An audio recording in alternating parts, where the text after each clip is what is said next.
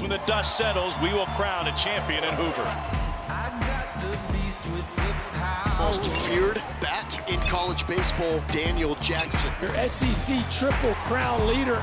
Texas A&M's been red hot. Gavin Grohovac, Cade Sorrell, these two guys are dynamite. Rearing back and delivering. Texas is one of the best offenses in college baseball. Dylan Fuentes, he's outstanding. Superstar Justin LeBron, gone. Breeze, go! I am the machine, I must be fair. Nothing like it. The best college baseball tournament in America. It's gone! He caught it! What a play! Heroics again! You got the best of the best here in Hoover, Alabama. Let's get it on.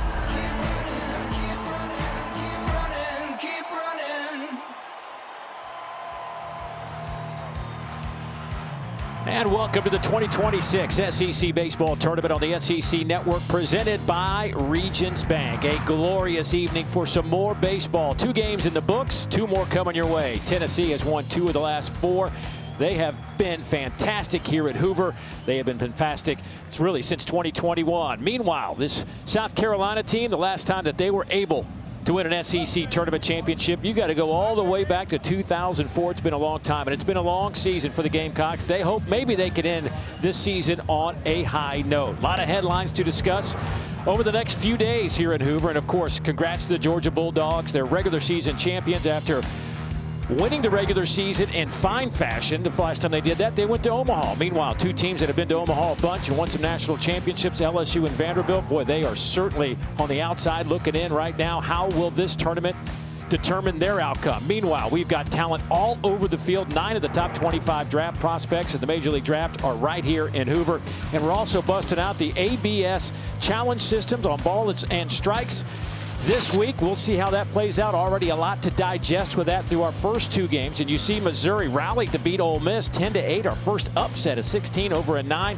Meanwhile, Vanderbilt takes down Kentucky. They had to rally to do that, but Vanderbilt keeps their dreams alive. And meanwhile, Kentucky, they're just going to have to wait this out to see what it means in terms of their NCAA tournament chances. Dave Neal alongside former Alabama great and big league pitcher Lance Cormier. And Lance, let's start with this Tennessee baseball team. Obviously, it has not been the kind of season, didn't start that way that they were hoping for after the way it had been played the last few years. But they're starting to look like that Tennessee team of old. Yeah, they really are. And it all starts with the long ball. It's something that they've been known for since 2021. Last 5 years, they're the only team in the SEC with 100+ home runs in those 5 seasons. But going back to 2021, 804 home runs.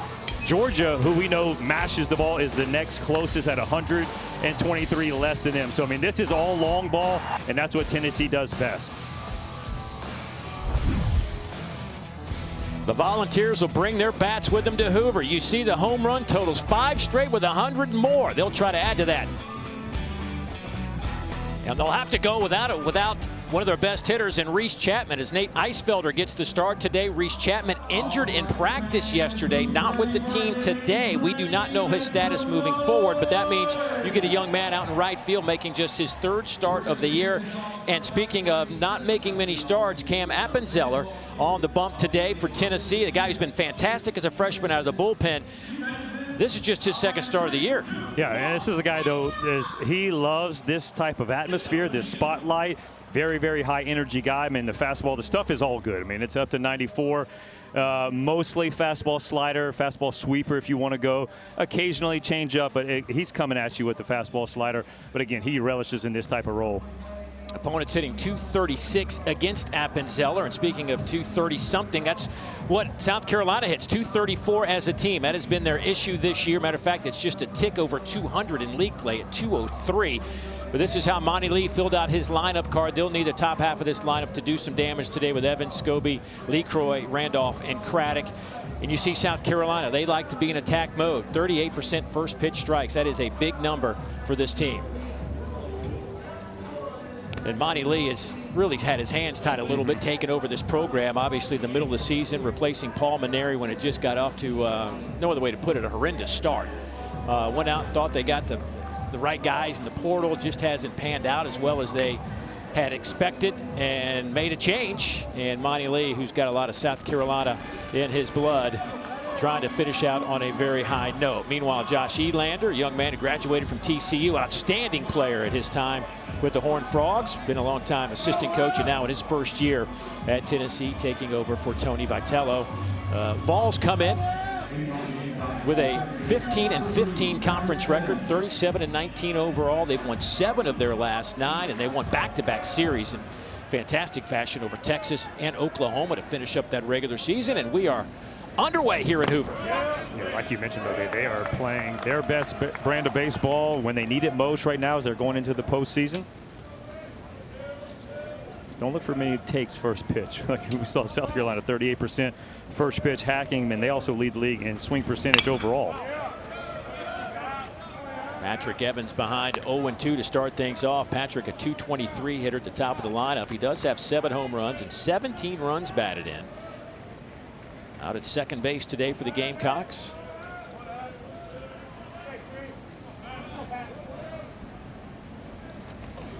Fouls that one back.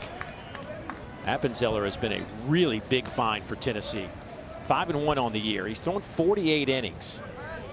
He even went 21 straight innings in SEC games before giving up a run. That's how good he was. You don't see that very often out of a young arm in this league. No, he came in with stuff, but also came in with the mentality like he belonged there. You see a big breaking ball, 78 miles an hour, backdoor hook. But when you have the stuff, which most people will, right, when you come in as an SEC recruit, but you got to have that mentality, a little arrogance, a little swagger, just enough. Maybe not. You don't want too much of it because then you got guys wanting to get you. But man, you come on with just enough and expect to be here, and that's what he's done. Well, now he gets to face KJ Scobie, the shortstop, tied for first on the team in home runs. He's first in doubles and RBI. Scobie, a .257 hitter with 9 homers and 36 runs batted in, 16 doubles, 16 multi-hit games. Also leads this team. And he'll look at a strike. Eric Gaucher behind the plate today, calling the balls and strikes with a little help of our ABS system.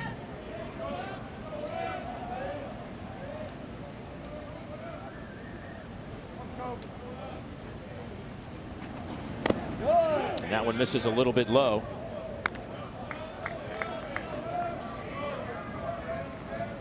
We've had 19 in the first 2 games, ABS challenges, by the way. 13 of them have been overturned. It was fun to watch the college kids get the chance to do that. Well, Cerner from Missouri was on fire. Had like 5 in a row, and he was just tapping that head. Yeah, the majority of the challenges have come from the catcher. 17 of the 19 have come from the catcher, and 2 have come from the batter, 0 from the pitcher. But talking to pitchers like yourself, I didn't expect to see the pitchers make the challenge. No challenge needed there. Swing and a miss, 2 down.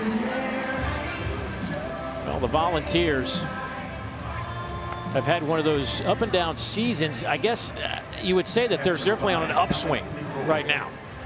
This is a group that has defended as well as anybody. 3rd Division I. They lead the conference at a .984 fielding percentage, by the way, which would be a school record if they can maintain that.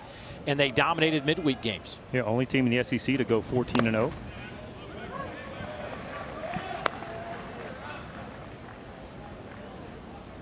Here's the 3-hole hitter, Talmadge Lee Croy, playing in his 230th career game at South Carolina, the 5th-year senior. Missed a bunch of time last year because of an injury, but has been on the field all season long for Carolina. The young man out of Belton, South Carolina, .262 hitter, 8 home runs. He has drawn 131 career walks, which is the 4th best number in South Carolina baseball history.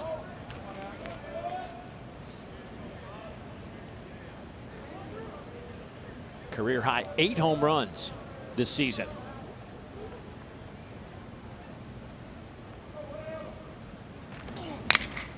That one's lifted out to center field. Garrett Wright makes the catch, and a good easy 1-2-3 frame with a couple of strikeouts for Cam Appenzeller. It's Hoover. It's the SEC baseball tournament. Doesn't get any better than this.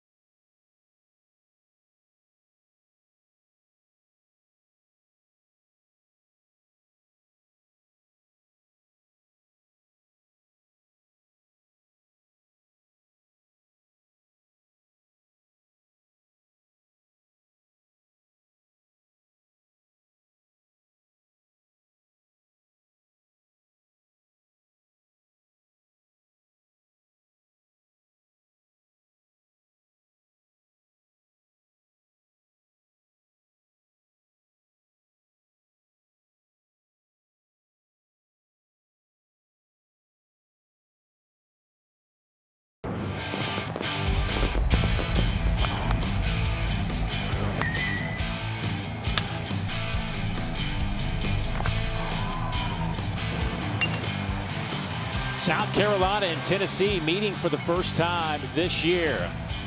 The 10 seed and the 15 seed going at it.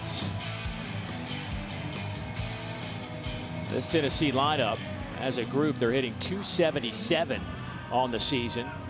As Josh Elander fills out his card like this with Garrett Wright at the top of things. Garrett Wright having a fantastic year. Missed some time earlier this season, but he has been a great addition. This young man has also come onto the scene, and get to know his name. Trent Grenlinger has been killing baseballs. .357, 8 homers, 28 runs batted in. And he has found himself in the cleanup spot in this very talented lineup. On the mound today, we get Brandon Stone, who has a 5-4 record. Brandon making his 17th appearance, and he has been on the bump to start games. This will be the 10th time this year. Yeah, a lot like Appenzeller. The fastball is in the 90-94 range. Mixes in his 4 pitches, but the biggest thing for him, he's looking to regain that early season success that he had. Once he got into SEC play, the numbers took a big tick up, but who knows? But when you get to Hoover, good things happen. You make a little run. Brandon Stone's looking to start him off right. Well, we saw Missouri first game this morning knock off Ole Miss. Missouri had a tough season as well during the regular season, but found a way to win here in game 1. South Carolina trying to pull the upset again. Brandon Stone delivers first pitch. That one is back up the middle for a base hit for Garrett Wright. 1 pitch, 1 hit. Tennessee off and running. That'll raise his .331 average, a point or 2. Now Blake Grimmer comes to the plate, the volunteer first baseman, .285 this season with a dozen homers and 33 runs batted in.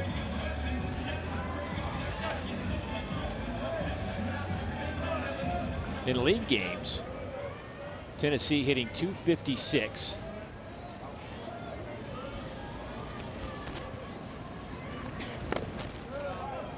.53 home runs in conference games this year.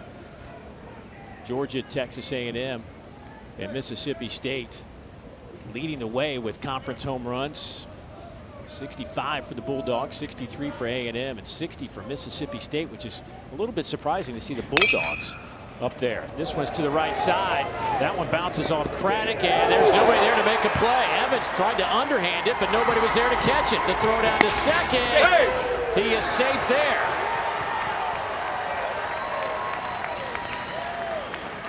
Second and third now for Tennessee. Well, Dave, as you can see, you have Craddock goes for the ball, right? When he dives, pitcher Stone has to be covering. He's a little late. He's kind of watching the play. Then he realizes he takes off. And Evans looks like he's going to try to get there, flip, dive, but loses control of the ball. Hey! Yeah, right after the first baseman dives, if you're the pitcher and you're not there, it's going to be a tough one. That scored a single, then an error, and this ball's laced out to left, caught there by Wazama, and that'll be the first run of the game on a sacrifice fly as Garrett Wright able to score.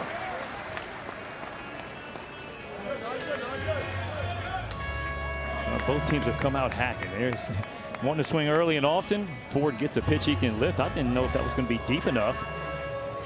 It is. Sac fly gets Tennessee on the board.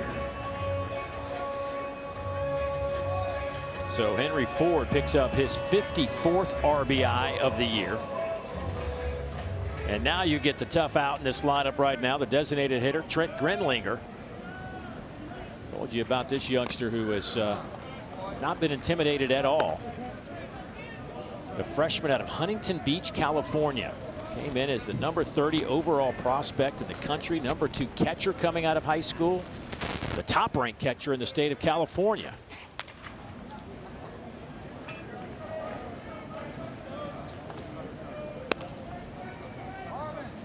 .6'3", 211. I can just imagine what he's going to look like next year after an offseason in that Tennessee. Well, man, that just shows program. You, right? You want to play early when you come into the SEC. You better look like this. And a swing and a miss in 3 pitches, and Grenlinger goes down. I think that was the old announcer jinx on the freshman. That's a nice slider, though. Hey, sometimes you got to give it to the pitcher, right? Stone with a good slider, got ahead 0-2 and finishes him off.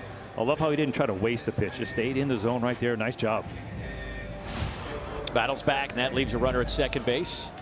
Grimmer stands out there as Levi Clark steps in. Boy, Levi Clark, outstanding freshman year last year. First pitch, he sees base hit. That should get Grimmer home. He turns the corner, and he will score easily. And Levi Clark has been on a roll of late, and that is great news for Tennessee. Absolutely it is, Dave. And this is Stone just trying to get ahead, right? We're 8 pitches in to 5 hitters, so he's just trying to get ahead. You see the ball spinning, trying to be a little cutter away, just sneaks back over the middle, and boy, the Vols have come in ready to swing the bat and just shoots this ball up the middle. 2-0 ball game in the first. Well, Tennessee scouting report obviously tells them to attack the zone early against Brandon Stone. Another first pitch swinging. Blaine Brown, a .247 hitter with 13 home runs, grabs a bat. A sophomore transfer out of Houston, Texas, played a year at Rice. First season with Tennessee. High chopper out to second. Throw over to first, and that'll get South Carolina off the field. But Tennessee strikes first. They pick up a couple of runs on 3 hits. Back in a moment.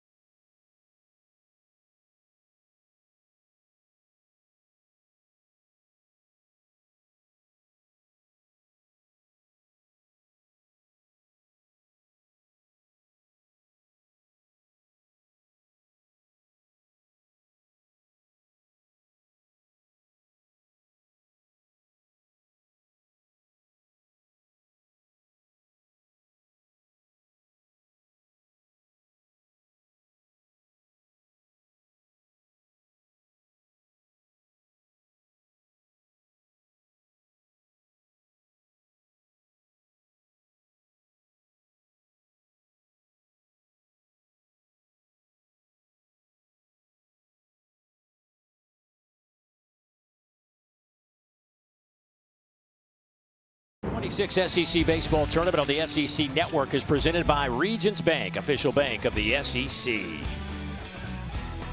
Well, Missouri shocks Ole Miss in game 1. Vanderbilt had to rally down 4-1, and they end up with a big win to keep their dreams alive. Of course, I think a lot of folks, they got to win 3, maybe 4 games, get to the championship, perhaps, to get a bid to the NCAA tournament. They've got a streak going, but hey, they get to keep playing. They get Florida tomorrow. That's all you can do, right? Chip away, just keep playing, show up the next day. But I agree with you, Dave. I think they got to get all the way to Saturday and possibly Sunday to keep that streak alive. Championship game this year on ABC on Sunday afternoon. As Jake Randolph, the senior, will lead things off here in the top of the 2nd inning for South Carolina. Designated hitter at .219, 5 homers, 16 runs batted in. Does have 1 home run to his credit. Ground ball left side, scooped up there by Ford. Long throw. That one bounces off the backstop, and that should go down as a hit for Jake Randolph. Ford does a great job of cutting that ball off as a third baseman. That's what you're taught, right? The ball's in the hole. You have the momentum going there. He does a good job. Like, see, he gets it, but then his momentum is taking him all the way into the outfield and just not able to get the shoulders turned. And that's one of those ones where you might want to just put that in your pocket. Yeah. Randolph will stay at first base and give him a hit. Will Craddock now. Fastball up to Craddock.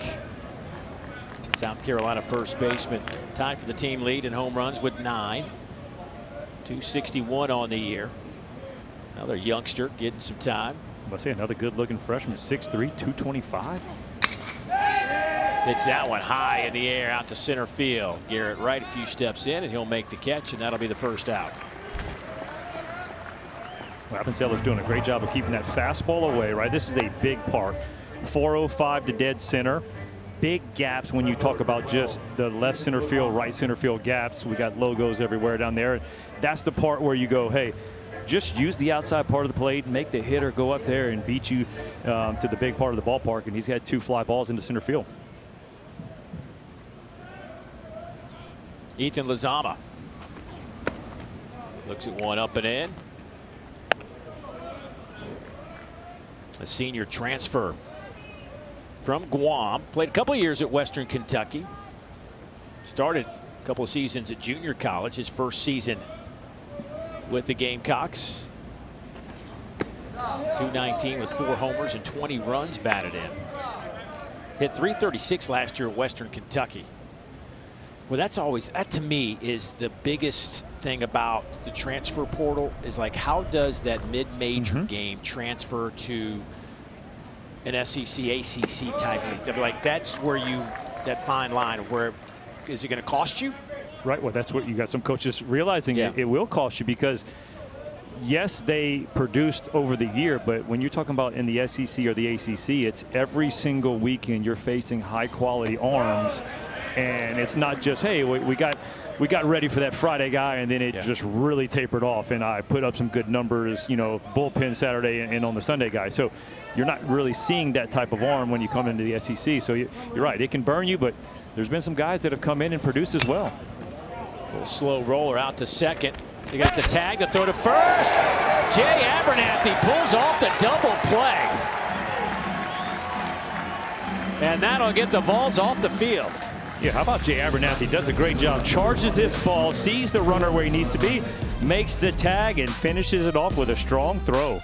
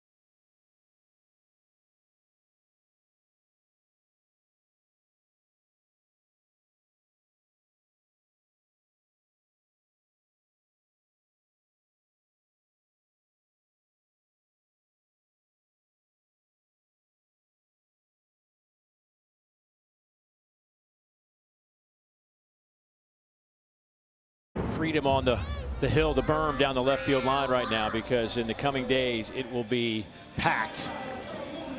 A lot of fans already made their way. You look out the campers, the RV park is already filling up. Of course, LSU playing tonight. Ooh, we're gonna have a good one. Good little crowd. LSU in Oklahoma, our nightcap tonight here on day one. We got Tennessee, South Carolina to go as we open up our night session. Well, I got kudos to all involved over there in Knoxville on the renovation to Lindsey Nelson Stadium this year. Oh, getting that place renovated, it was much needed, and boy, did they do a fantastic job. And it's a cliche, but they hit a home run. I see what you did there. Manny Marin, the sophomore, 9 home runs on the year. He hits a chopper out to short. Scobie fires, and Marin is retired for out number 1. 7, 8, and 9 due up here for Tennessee, and 7 is retired. And here comes Nate Eisfelder, the right fielder. He is taking over for Reese Chapman tonight and getting the start. And we certainly send out our best to Reese, who yesterday in practice was hit in the head with a baseball during practice, and it was pretty serious. I have not got the latest update. I know he left town. He went to UAB hospital yesterday, had things looked at. I don't know the end result. Went back to Knoxville to get checked out. So I don't know if he's going to be back to Knoxville. Haven't got the latest update on his visit to the doctor in Knoxville, but certainly a scary situation yesterday. So here's a chance now. You know, they always say next man up, and Eisfelder is the next man up.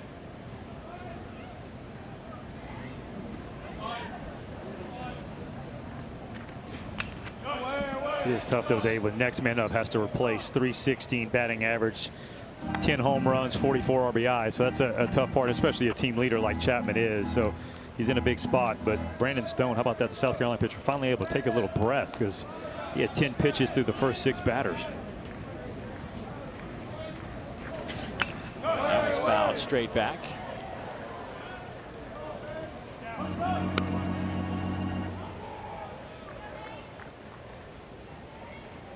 Stone has had some success on the mound this year. He was fantastic in a game against Texas earlier this year.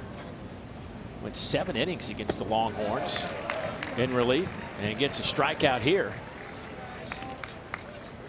That'll be out number 2. Second punch out of the day. Got another slider. You see, he drops that arm slide a little bit, but I love how he's keeping it in the zone. He's not wasting pitches. And when it comes to the SEC tournament, boy, and you know your pitching staff's a little thin. These guys had series on Thursday, Friday, Saturday, so it's 2 days early. Not much rest, especially for the bullpen if they had to use them on Saturday. So saving some pitches, but not wasting them. That one's in there for a strike to Jay Abernathy. Volunteer second baseman at .242 on the year with 3 homers and 16 runs batted in. Stone has thrown 8 of 9 first pitch strikes.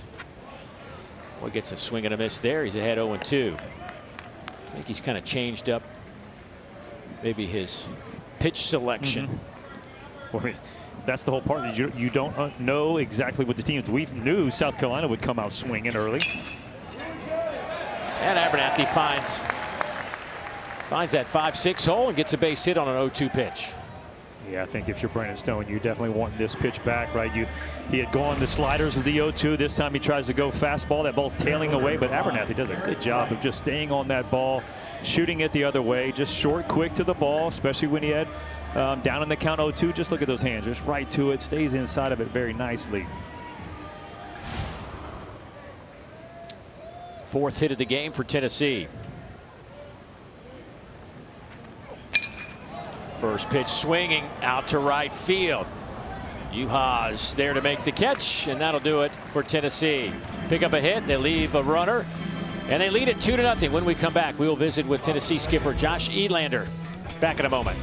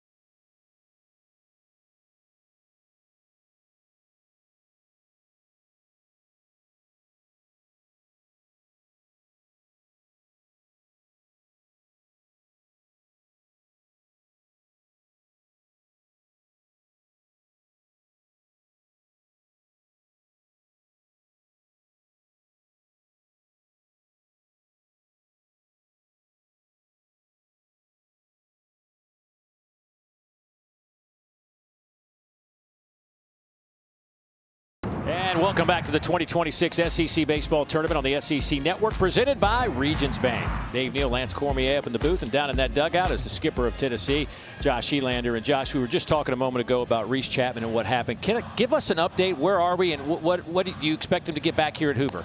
Yeah, no, it'll be a day-to-day deal. It was kind of a freak accident yesterday. Just got hit by a ball as he was coming in from the outfield. Now, the people here at the SEC tournament at UAB have been phenomenal. We're actually going to get him back to Knoxville today to get him further evaluated, but some cautious optimism that we could see him sooner rather than later.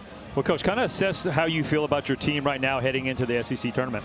Well, I think the guys have done a great job of staying in the fight all year. It was tough sledding there early, but the bats seem to really be coming along, putting together some quality at bats and guys swinging it. And we have the versatility where we can move some guys around, where we're fortunate to do that. We don't have Reese Chapman with us today, but there's plenty of baseball left to be played, and this is the best time of the year. And we're excited to be back in Hoover today. Appreciate the time. Thanks for that update. Thanks, guys. Yeah, he has stayed the course. People are starting to wonder how this Tennessee team would play without Tony Vitalo at the top of at the point of the pencil kind of thing. And he has been the same guy since day one. Just stay the course, be patient. It'll come around. He felt like he had a lot of talent, and we're seeing that kind of come to fruition at the right time. Exactly right. I mean, you want to be playing your best ball right now and going into the postseason. They are. And when you have a guy like Tony Vitello, just the leader he was, as long as he's been there, the success he's had, there was going to be some just hiccups and speed bumps that you're going to have to get through. So you got to give Elander a lot of credit for, like you said, staying the course and being patient. Little number off the end of the bat. Going to be a tough play. Nobody can pick it up. Uhas will be in there with a base hit. We talk about finding the perfect spot. Yeah, well, as a pitcher right here, especially the left-hander, Appenzeller finishes to the third base side. He veers off to the ball. His first one, he was going straight to the bag. That's how you're taught. You can, if you catch it on the way to the bag, you catch it. But if you can't, you keep going to the bag. Let the second baseman field it. But he kind of deked both of those guys and put that ball in no man's land. We've seen some weird plays on little pitcher fielding practice just in these first couple innings. Leadoff runner on. Now it's time for Dawson Hallman to face Appenzeller. South Carolina with 2 hits. Neither one of them have left the infield. The junior out of Florida. 5 homers.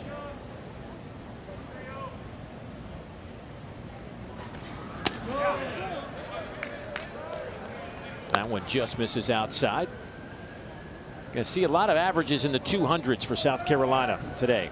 Their leading hitter at 262. Will Craddock at 261 right behind him. But that's it. I was doing Georgia last weekend, and you start looking down the lineup. They had 8 of their 9 hitting .310 or better. So that's how you win a championship, I guess, right? That's how you go 23-7, yeah. right? Yeah, that lineup, man, it is. If you're a pitcher, not fun to watch, but as a fan, man, you see these guys come up. They take A+ swings every single time. They swing the bat.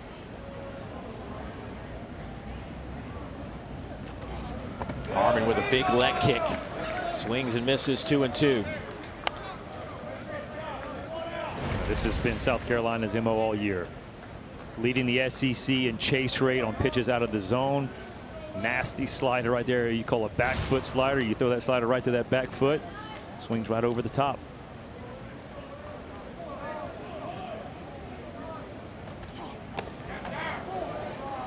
That one misses inside. We go to full 3-2 now.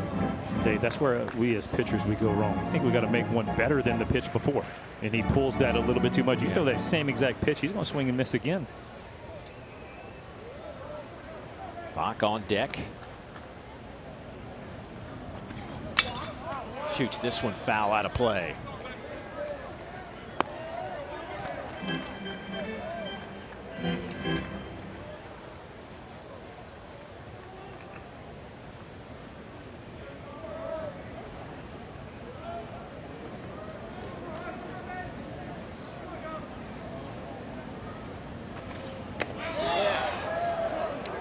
They want to challenge that one behind the plate. I saw Levi Clark tap the helmet. The defense is challenging to call the ball.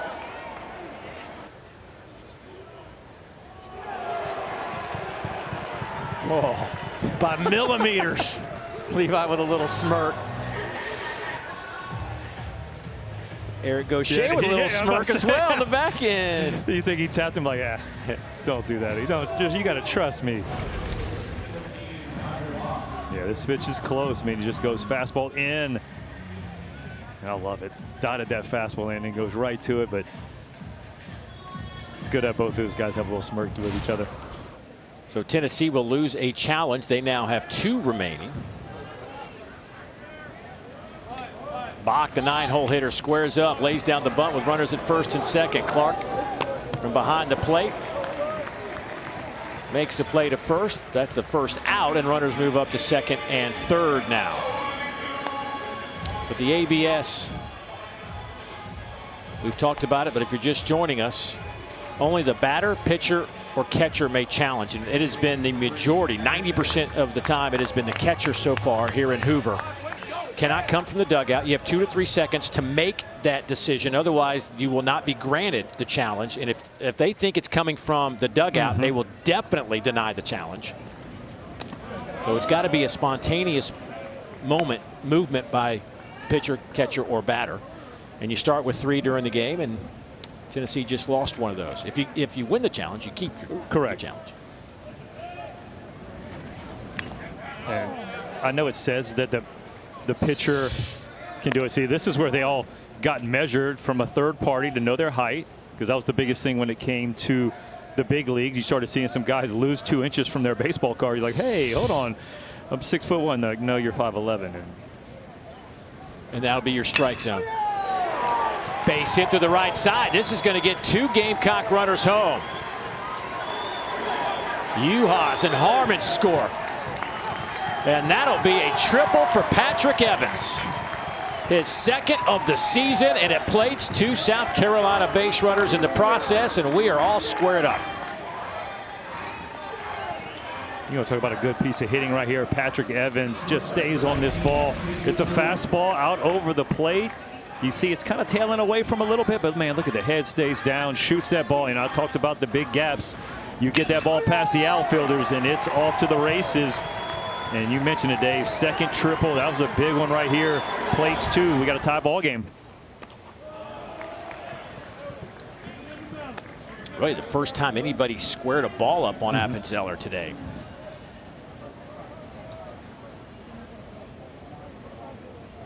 Three hits now for South Carolina. KJ Scobie, who struck out his first time against Appenzeller.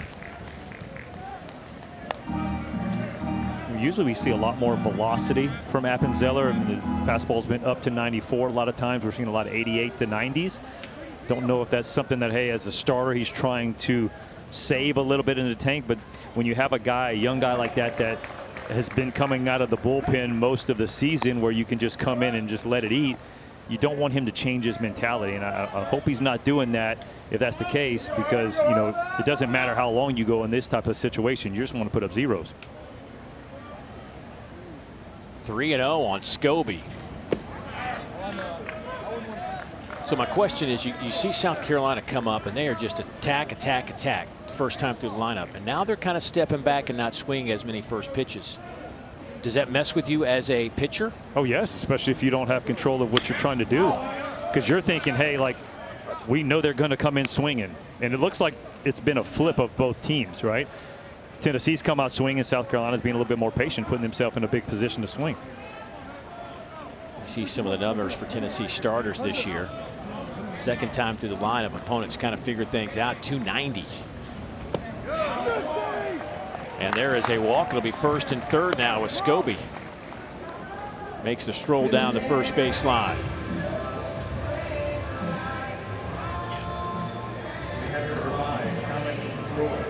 So now first and third, one down. Monty Lee directing traffic for his Gamecocks. And a quick meeting on the mound for Tennessee. You know, Dave, that pitch right there was the reason you should never allow a pitcher to challenge it, because as a pitcher, I would have wanted to challenge that with how good Levi Clark made that look. Josh Reynolds out to the mound, have a quick discussion.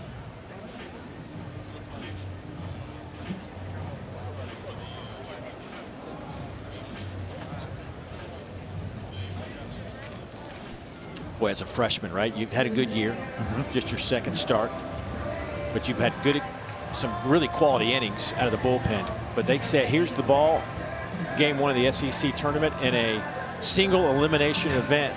I can only imagine, like, he's probably calm through most of the day, right? But as we got closer to first pitch, I imagine it was kind of the rate was going a little high. Yeah, you get on the bus, it starts getting real, right? You get off the bus, you see the crowd, right? You walk onto the stadium. But that's been his biggest thing. The last 6 games, he's given up 22 runs in the SEC. He had a game against West Georgia where he put up a 0, but his last 6 SEC games have been pretty tough.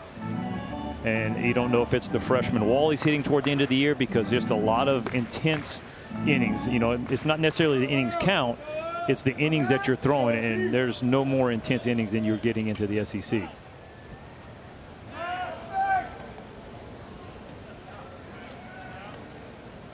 Appenzeller actually was committed to South Carolina coming out of high school and made the flip to Tennessee. So you got that dynamic going on as well. Oh, some of the staff knows that. Some of those players know that because they hosted him. LeCroy tries to lay the bunt down, and he does. Is there a play at the plate? Oh, I thought he might have had a chance. Evans races home from third, but Appenzeller went to first to get the out, but a nice job by LeCroy to pick up an RBI. You know, well executed right here, Dave, with LeCroy doing the bunt. You know, there might have been a shot, but he does a smart call by getting the out. I mean, you're talking the top of the 3rd inning, 3-2. I don't think 3 runs is going to win this ball game. So it's something where I might have wanted to see LeCroy swing away a little bit more, but I like the way Appenzeller just gets the out, because right now outs are precious. Levi Clark having some communication issue going on.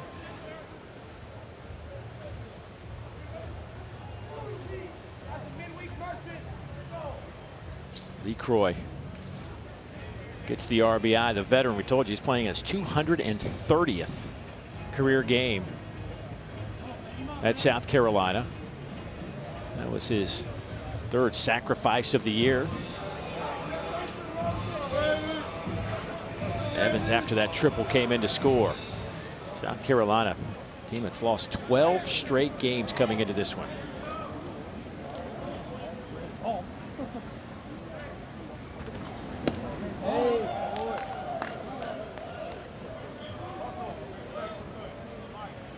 Levi Clark looking into that dugout. Jake Randolph singled his first time up.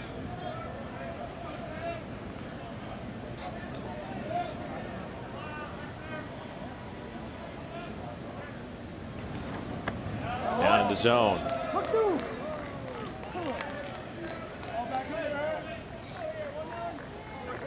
Evans, 2 RBIs give him 19 as well.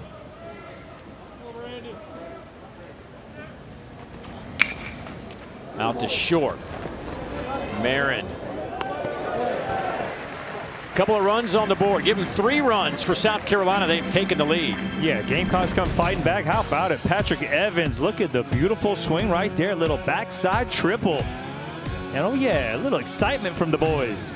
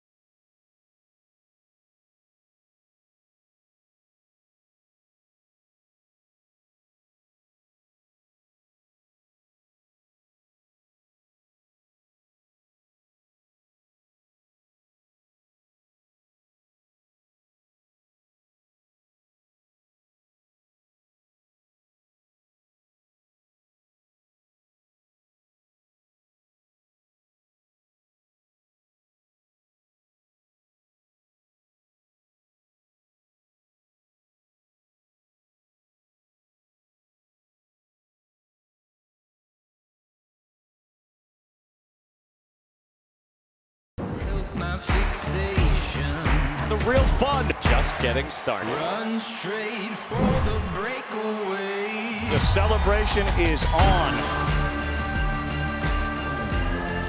Begins June 12th. Everybody trying to hunt down that trophy, but only one can hoist it. And as you see in the last 10 College World Series, the SEC has been in that championship tilt 13 times and won 7 of them. The rest of Division I baseball, 3 titles. Can the SEC do it again? I mean, going out on a limb right here, obviously we've talked about Georgia 23-7 and how good Wes Johnson's ball club has played, but I watched them Thursday and Friday at Auburn. If they pitch the ball like they did that weekend, I think they're in the finals because they are playing outstanding defense. Blake Grimmer, base hit to right. Tell you what, being a right fielder right now has got to be tough. You're staring right into the sun. Again, Dave, this is why I don't think 3 runs is going to do it. We got another leadoff laser. The ball just tailing away, just not sinking enough. Boy, Grimmer, great job of just staying on that ball. Full extension off the swing. Good work. But you're right, Dave, that right fielder staring straight into the sun. Here's Henry Ford. He's been compressing baseballs this year. 18 home runs on the year for Henry. Had a sacrifice fly to an RBI his first time up. Leads this team with hits, home runs, RBIs, 19 multi-hit games, also first on this team. And that's a base hit. Bobbled.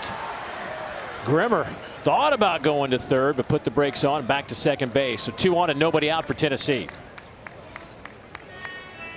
I mean, you're talking about the transfer portal, right? This is when you hit it big and you get a guy like Henry Ford sits in your 3-hole, has produced like he has all year. I mean, that's the beautiful part of that transfer portal.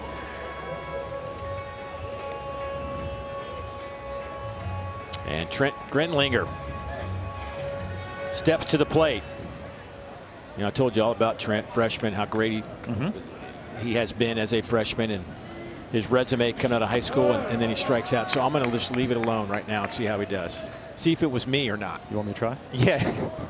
He is hitting .471 with runners in scoring position, leading the team. So let's see if he can continue to produce like he has all his freshman year.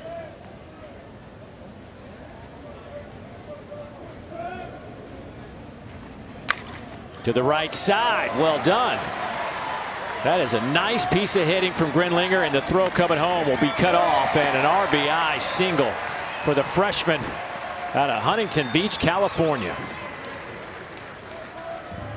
So maybe it was me. It probably was. So a little inside-out piece right here. And I said .471 runners in scoring position. It's going to go up. Stone had come into this game as a strike thrower. In the first 2 innings, he had 19 of his 21 pitches for strikes. That's why you see Tennessee going up to the plate, ready to swing, and Craig just inside outs that ball to right field for an RBI and ties up the ball game for the Vols. Grimmer, who started the inning off with a base hit, comes in to score. Grenlinger will take his apology note. Yep. Send it right to that hotel. At least I got all that out, though, last at bat, all of his accolades and whatnot. And there goes a group out to that South Carolina bullpen. Their bullpen has been pretty solid this year.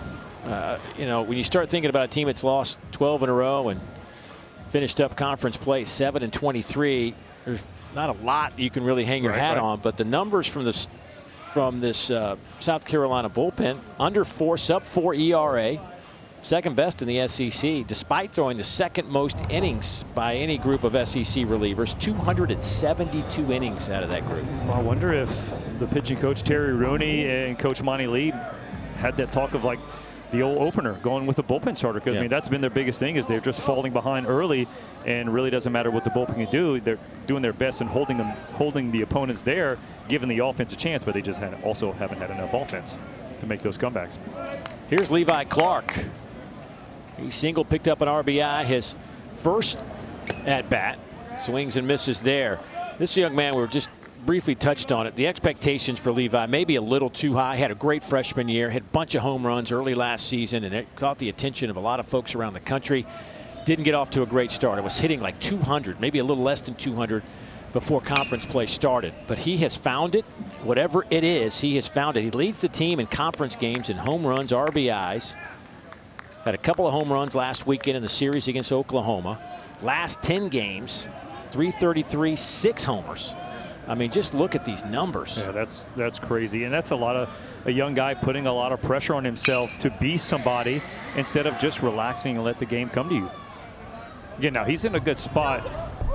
Last year was hitting a little lower in the lineup where he's not the known name, everybody. And so the pitchers get to the point where they've just grinded through the first quarter of the lineup, and they're like, oh, I'll get to this freshman and, you know, maybe relax a little bit. And he obviously made him pay, but you need to go into the season. Don't put the pressure on yourself. Just go out there and let the game come to you.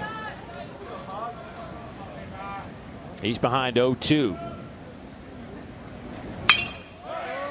Stays alive as he slaps that one out of play. You know, that 0-2 slider was more horizontal than vertical and up and down. So, I mean, the sliders we've seen for his strikeouts have had a little bit more depth to it instead of just going away from the hitter, and that's why you're able to spoil that one. Just off the plate, and looks like Lee Croy wants a challenge as he taps the helmet. The defense is challenging to call the ball. Oh, good challenge by the fifth-year seniors. That one catches a piece of the strike zone, and Levi Clark walks back to the dugout. I mean, that's probably the best thing about the ABS is watching the reaction of the team that wins the challenge. Yeah. Oh, hey, they talk about double plays, pitcher's best friend. How about the ABS challenge on one of these calls? Okay, Brandon Stone says, I'll take it. Little 0-2 strikeout. Nice job. Yeah, a little point. Good. Props to you, Mr. LaCroix, for calling that one. That one misses inside to Blaine Brown. A veteran catcher, Talmadge Lee Croy. That was about as quick as I've seen a challenge today. Like he knew right away. And I you know, as a catcher, you kind of think you know the zone, right? Because you're back there. But now that we have it defined here in the college game, I guess there's still a little bit of a guessing game with those guys, because its strike zones vary by umpire, but because we don't use this ABS or haven't. So there's never been really a defined thing for them to kind of judge. Some guys will let you go maybe an inch or two out or maybe an inch or two up, and you kind of have to feel that umpire out. But now when they're defined, here we go. Yeah, let's tap the helmet. Swing and a miss, foul tipped at the plate. And on a lot of these SEC schools, they don't necessarily use umpires anymore in the fall. They just throw up the track man on the scoreboard, and that's what they do for the strike zone. So when they went into the regular season, they're going up there because they're used to taking pitches. You can see the stats just so far on this tournament, but they're used to taking pitches and seeing the track man zone, which is really tight. Yep. And then they got into the regular season and going, whoa, hold on, the umpire's giving that, but you had to adjust to that. But now they're getting back to that track man zone. That's a called third strike. Back-to-back Ks for Brandon Stone. There's 2 outs in the inning. Oh, how about this backdoor breaking ball? This was perfectly placed down in that part of the zone. Nice job right there by Lee Croy, selling it as well. Stone's got the breaker working.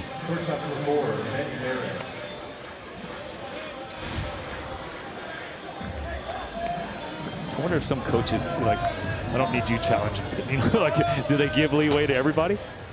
It was interesting that earlier, listening to Carrick Jackson, Missouri, talk about what he did with his team in a game. That ball smoked down the line and left. It is a souvenir, or not quite a souvenir, maybe it will be, if Lizama throws it to the young kids, and he does. Yeah, that a boy. But Missouri during a game, like, they didn't, the ABS wasn't in place obviously during a regular game, but he had his kids tap their pants or do a little signal if they wanted to challenge. And then they went back and they looked at it after the game to see if they were right, and they said all the kids missed it. Well, I mean, like, you start to watch the guys when the plays are made. Everybody thinks they're safe, or they, oh, no, he's out for sure. And you look at the coach, they look at the coach like, yeah, you have to. And the coach is like, okay, the kid says that I got to be a player's coach, and they're totally off.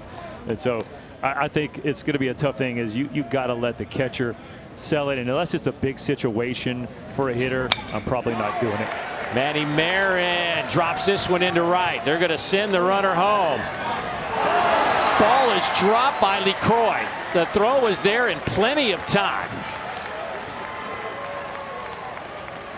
Tennessee back out in front, 4-3.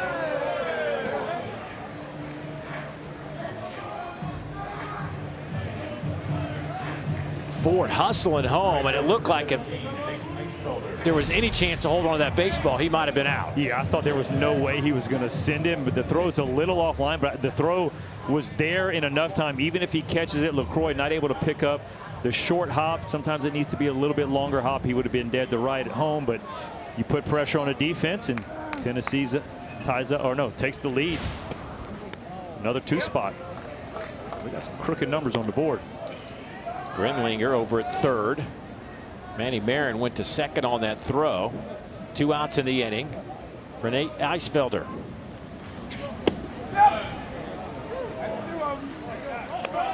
Boy, that pitch, 93 miles an hour. It is really running. Yeah, he's got the sinker working, and that's the part. He's getting the ground balls when he needs to. Sometimes they just keep finding the holes. I mean, especially the one we saw from Grimlinger, right? There's just the inside-out swing. It wasn't hit hard, but it was perfectly placed.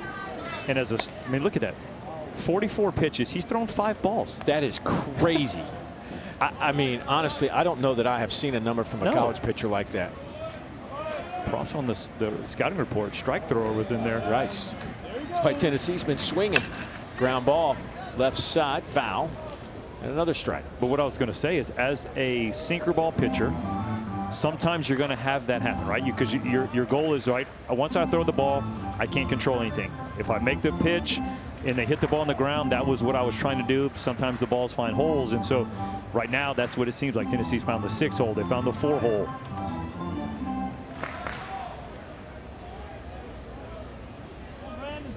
Oh, 0-2 on Eisfelder. Getting the start today for Reese Chapman, who's out injured.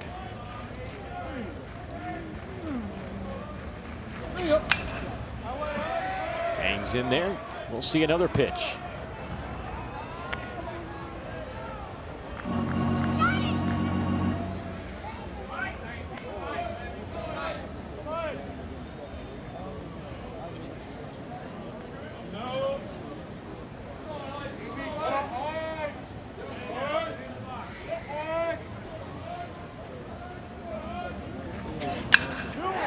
Shot out to right center. There's a big gap.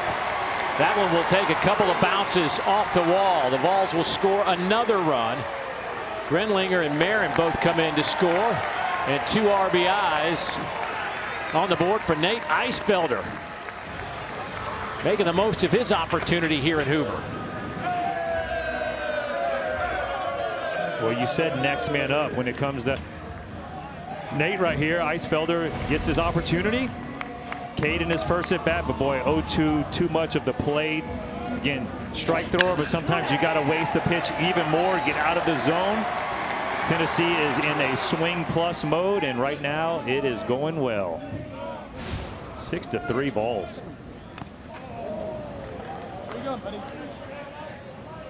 Eisfelder with his first double of the season, as he's making just his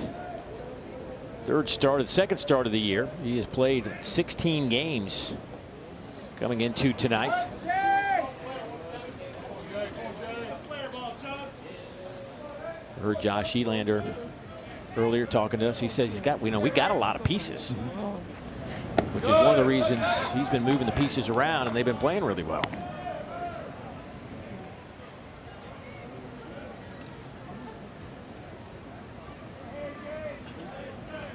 Since 2020, no team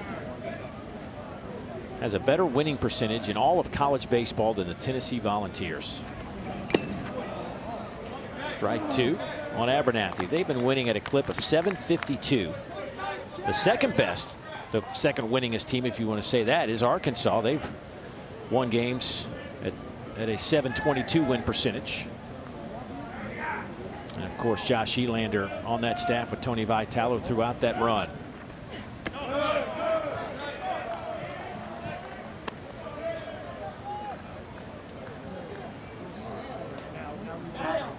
I mean, that's winning. Southern Miss having another good season this year, by the way. Also, they had a decade of dominance, 10 straight 40-plus win seasons for Southern Miss. That's making it work. Hey, that's a place where some SEC schools have gone to their regional when Southern Miss gets a host. Not a fun place to play as a visiting team. Here's the 3-2. Shot down the line and left. It'll be foul. Actually had to call a super there. The year Ole Miss was the last team in, and they got through the regional, went to the super in Hattiesburg, and everybody was thinking Southern Miss has this locked up. They're going to Omaha. The town was going crazy, and Ole Miss goes in there in 2 games, and off they went. A nice ride to the championship. Chopper to short. Scobie drops it. Just dropped it on the exchange, and South Carolina,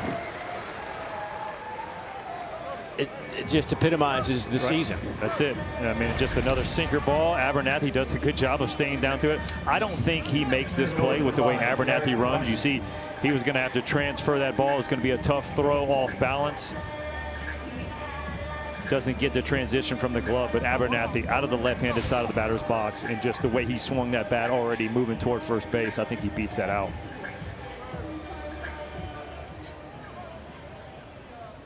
Well, they gave that an error. Monty Lee out to the mound as Tennessee has put a 4 spot on the board here in the bottom of the 3rd inning.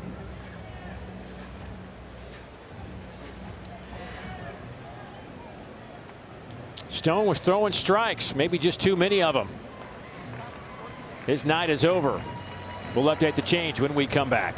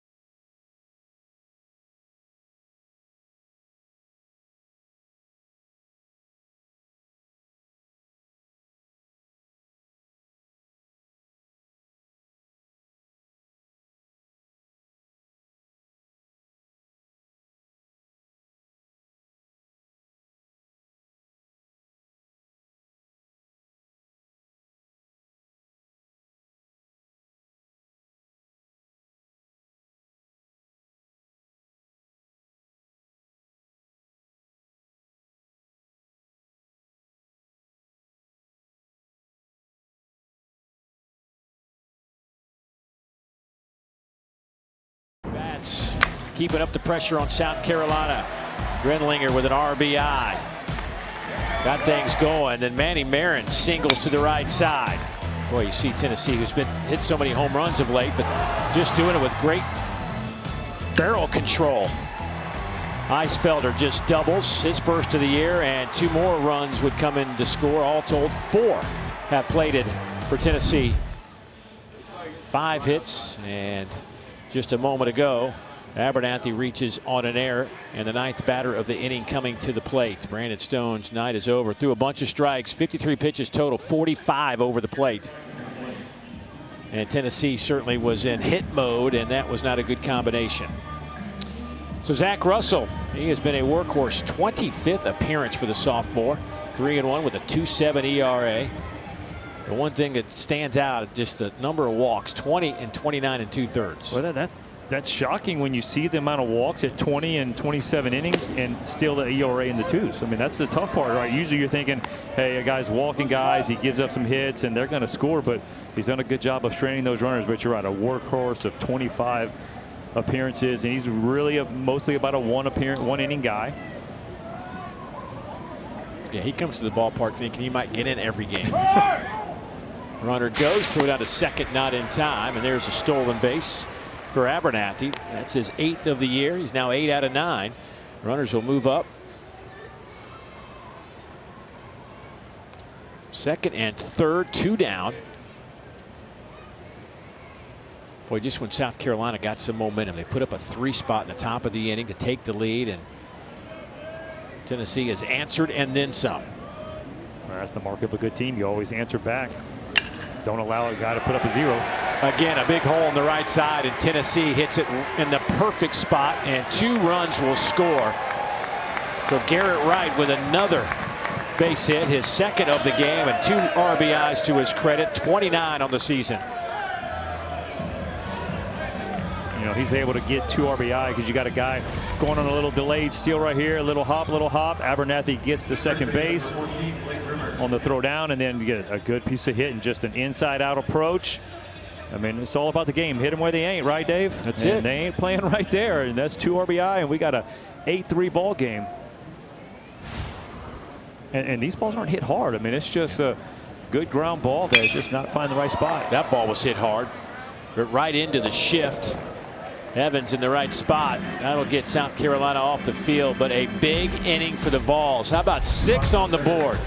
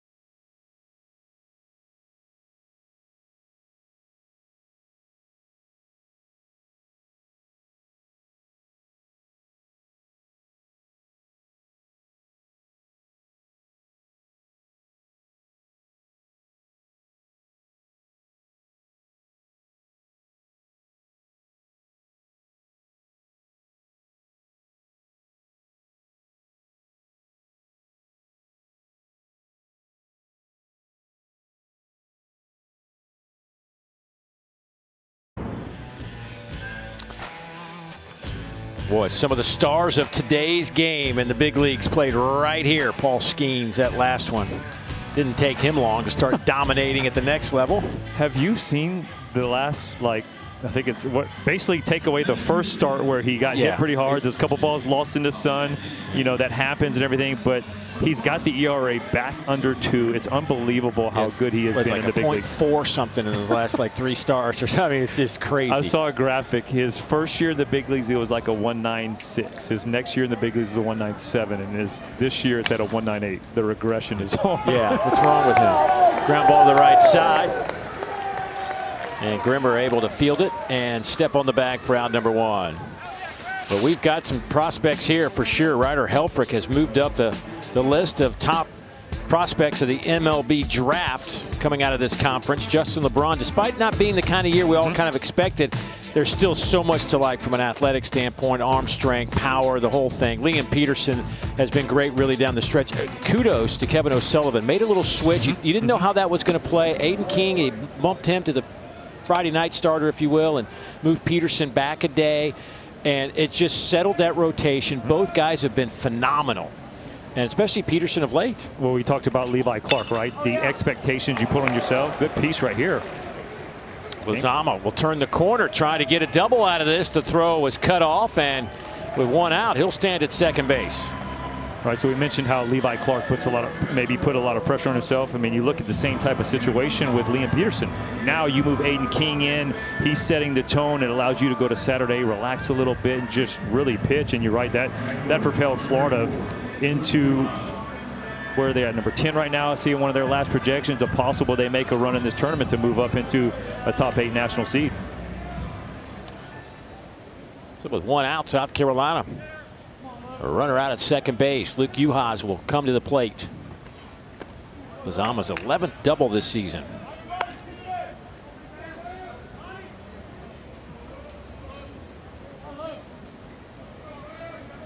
Uhas singled his last time up, came in to score.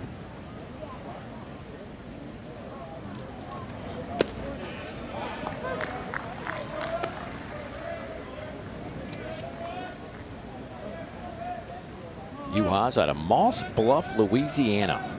Spent 3 years at Louisiana Lafayette. His first year with the Gamecocks. High in the air. Brown runs in, tells Marin, I got it. Marin moves and he catches it. That's 2 down.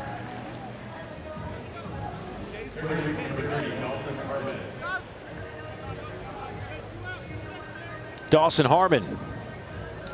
He will stroll into the batter's box. Dawson walked and scored his first time up.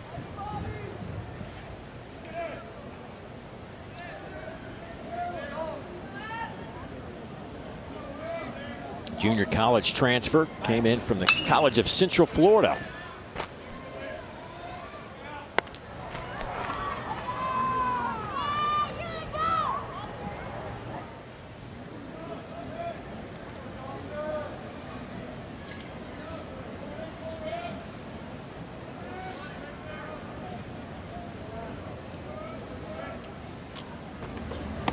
That one's up in the zone. 2-1.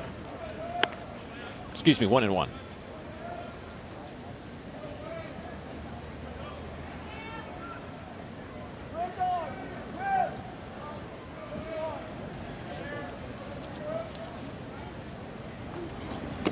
Big swing and a miss.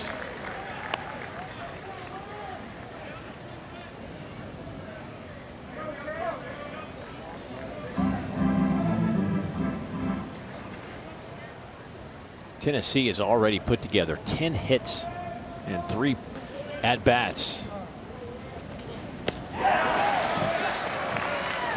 South Carolina will stick with 4 hits. The meat of the lineup coming up. Henry Ford, Grinlinger, and Clark due up for Tennessee. When we come back, though, we will visit with the interim head coach of South Carolina, Monty Lee. Stay with us.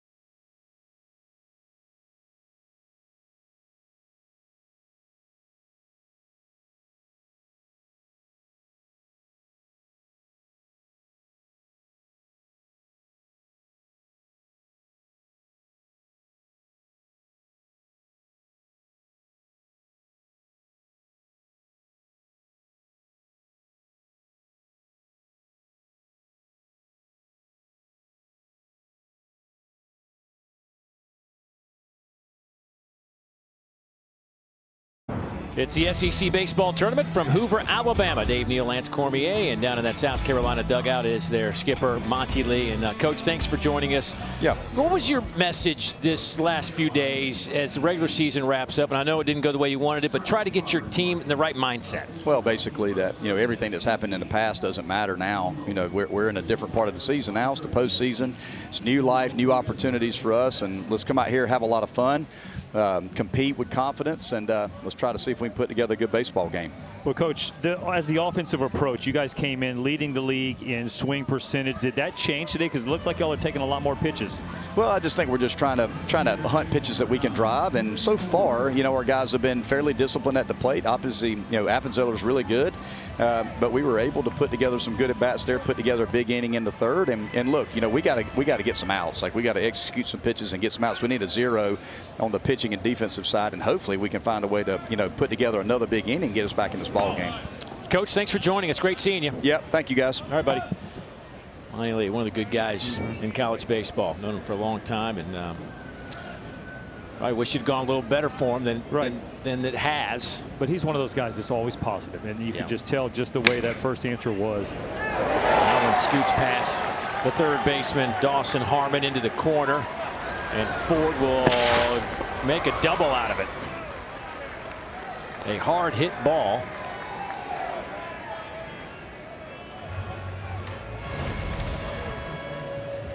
Well, you talked about trying to put up a 0, making some defensive plays. You see Harmon just kind of, to me, almost olays this one, plays it off to the side, probably could have got it in front of it, maybe took it off the chest. In a situation where you're down 5 runs, you need to make plays. That's one where you want to see him square it up. Grenlinger singled, picked up an RBI his last time, struck out his first time at the plate. Average at .359, 8 homers and 29 runs batted in for this freshman.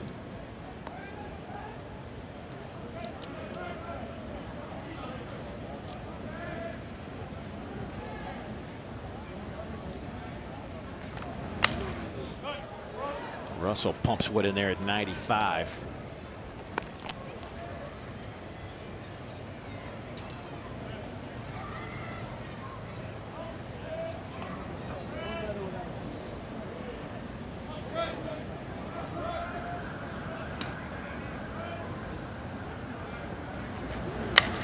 To the right side, gobbled up there by Evans. Now we'll get Ford over to third base with 1 out. Dave, it seems like when Tennessee hits the ball extremely hard, we've seen 2 outs. That was at 112 off the bat. It's right at a guy as an out.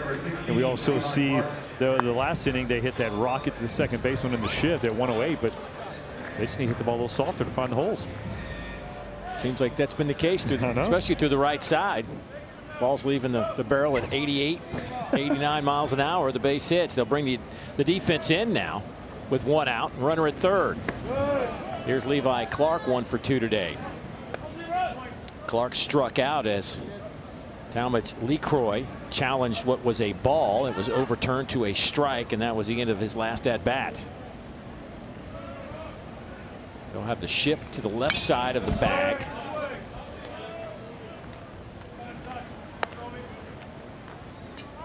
Boy, if Levi Clark could just push one to the right side, he'd have an easy RBI. There is a big hole. Easier said than done. See, nice for my spot right here, right? Yeah. Just hit it over there. Yeah, what are you trying to do? But you can see, Dave, with the second baseman, Evans, playing right pretty much behind the pitcher. That's where, as a pitcher, you got to stay out of the way. And it's tough because your initial instinct is to go after the ball. But on one of those choppers, like, hey, or a hard hit ball, let the second baseman field it. The 2-1. A little low, 3-1. Clark, by the way, with a runner on third and less than 2 outs, has had 20 opportunities this year in this type of situation. He has produced 14 of those 20 times. A 700 clip for him.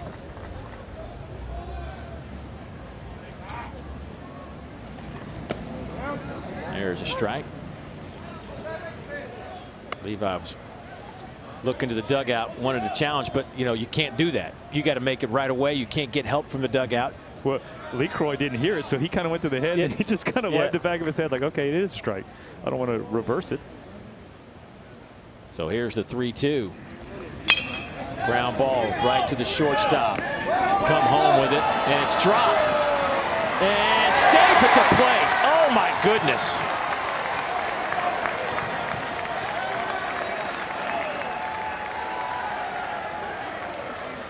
They had Ford nailed. And he's bailed out by, I don't even know how to describe that. Just errant baseball. Like I said, perfectly placed. You got there, and Scobie makes a beautiful throw, and then LeCroy on the transition, drops it forward, smartly gets there, and that just starts to look like South Carolina season, right? You're going, we have them, the play's not made, and then the pitcher and the catcher run into each other. And the next runner also makes second base. A fielder's choice, an E2, no RBI. Clark stands at second base. I mean, as a coach, I mean, I don't know how you coach around that. You can't. It's all about execution. Once those players are on the field, you had them in the right spot. You called the infield in. You got the ground ball.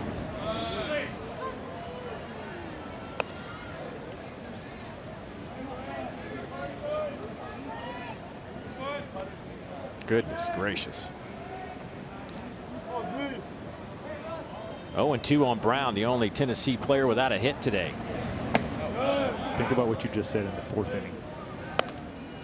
Only player without a hit for Tennessee's lineup, and it's only the fourth. 9 runs on 11 hits. Good. That's consistent offense up and down.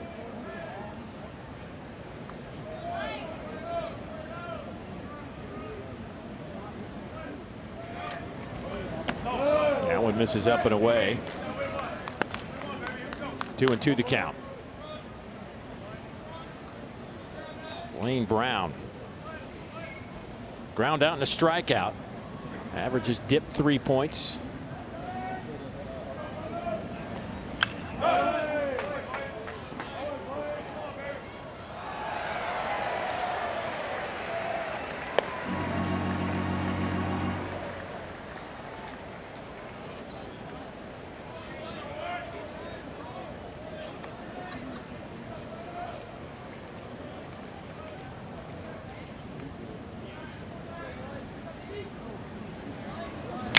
Ground ball right back to Russell. He knocks it down. Underhand scoop. Everybody holding their breath after what we've seen so far from South Carolina, but that was the out. So 2 down. And Clark over at third base.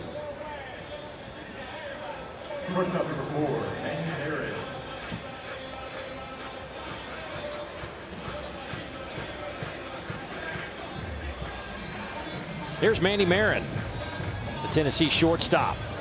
Singled with an RBI. He's 1 for 2.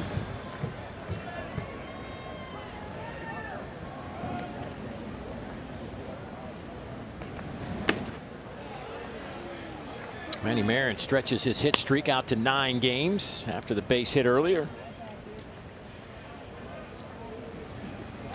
Reese Chapman, who's not with the team because of an injury suffered yesterday at practice, but he has the longest hit streak going with this team. 10 consecutive games with a base hit for Reese.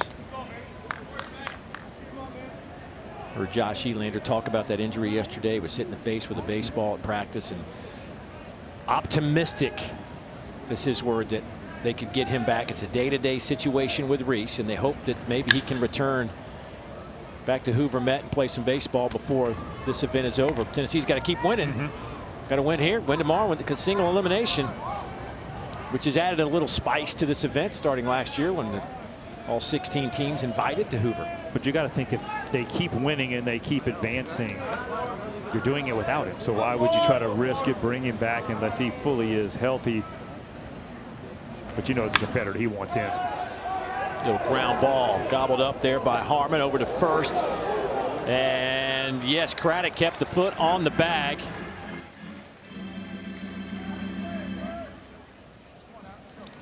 So Tennessee leads it 9-3 after 4 here at Hoover. Well, we've had some tough plays from the Gamecock defense, but this is a good one right here. Nice job of staying on the bag. Will Craddock, full extension.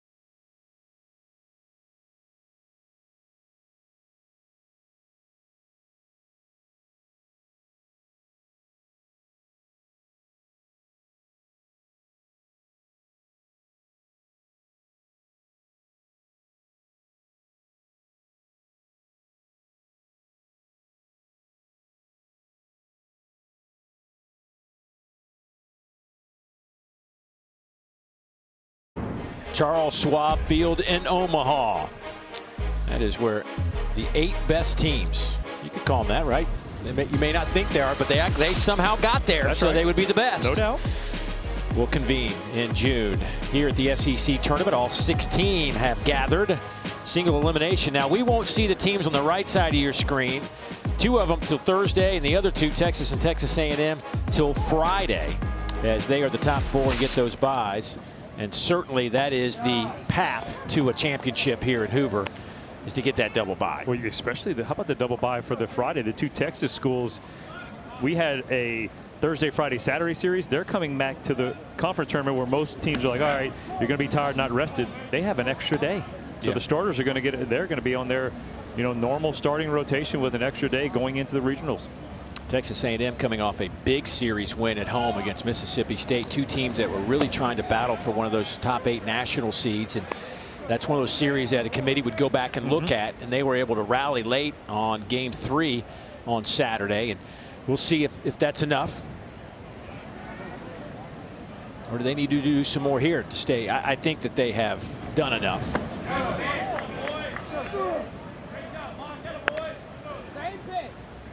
Appenzeller's done enough. Had a tough 3rd inning, gave up 3 runs, but now has a 6-run cushion. But you got to give them credit. Just ended that rally. South Carolina was putting it on them in the 3rd inning, but stick around. Your offense bails you out a little bit. Now you got a 9-3 lead. Tyler Bach in the 9 hole. Then it's Patrick Evans and KJ Scobie. Man's got 2. You got to give one of those up. No shot. Yeah. Yeah. Now I think about it, I ask myself, would I give it up? No. Henry Ford makes a play. He gives it up to his first baseman, Blake Grimmer, and that'll be the out to get the inning started. They've got to load up the BP bucket. As many as you can catch, right? Yeah. I'd say I've taken a few baseballs from some ballparks over the years for the BP bucket. You have to. Nobody asks me to pitch BP anymore. I'm a little depressed about it. Your BP days are over? They're over. I think mine are too. Did a little throw-in ball in the pool today with my young one, but he's a basketball track guy. So, yeah, I think my BP days are over. Yeah. Felt good to kind of throw a little bit, didn't it? Yeah. Do you throw him any cutters? Or? Oh, had to. I was trying to teach him not to throw it. Appenzeller delivers to Evans with a base hit. After a triple, Evans with a base knock here in the 5th inning.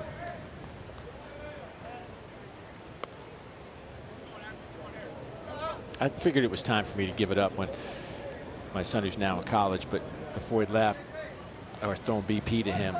He's a sophomore now, so this was a couple years ago, but I felt like my arm was right. I've been throwing 100, 200 pitches a day to him. I get on the mound finally instead of like throwing the BP halfway up. Oh, we went full mound. We went full mound on the rubber, and they had the little radar gun out, and I gave it everything I had. 55 miles an hour. No. 55. That's all I had. I'm like, this is going to be great. I'm going to be at least 70. And that's I could easily throw that, right? They go to you go to like the shoot here at the Fan Fest. You can go and see how hard you throw. Well, that ball's hit hard, but it is hooking foul. And boy, you thought it was going to be in the 70s, and we threw up a 55. Double nickel. That's when I knew it was time to hang it up. I can attest that the right arm is still attached. Yeah. It didn't fall off. Buddy, I brought it. I brought it. Yeah. 55. I'm like, what? I walked off. Check the gun. That was it. This one needs new batteries. Yes. Another souvenir down the right field line. Don't forget, we've got more baseball coming up. The LSU Tigers trying to shock the SEC. Can they make a run here in Hoover? It's kind of like, this place, Omaha, is like the second home and third home of the Tigers. The crowd will be here. It's just a matter of do they bring the bats, do they bring the arms, throw the ball over plate and get some outs? Well, they're going to throw William Schmidt tonight against Gavin Jones, who hasn't pitched a whole lot for Oklahoma. But William Schmidt is one of the better arms you'll find in the country. We have both LSU's 1 and 2, Case and Evans and William Schmidt. Good piece right there. That's the back foot slider you want to talk about. We saw it earlier, and this one right here is perfectly on the 2 strikes. You know, it's tough when you throw your good strikeout pitch to get to 2 strikes, and you got to back it up. But this one right here, boy, look at that. That almost hits him in the back knee. Nice job right there by Appenzeller. Like halfway through that string, you could see Scobie go, What am I doing? No, right. But like I was saying, Schmidt and Evans got skipped on the last weekend so they could be prepared to this one, because talking to Coach Jay Johnson, they know that obviously they have to make a run in this tournament, win it all to get into the postseason and extend their regional postseason streak. Talmadge LeCroy 0 for 1 as an RBI.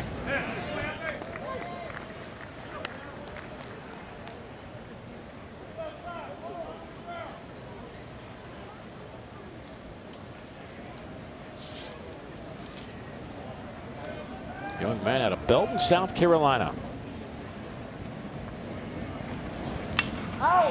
Fouled that one straight back.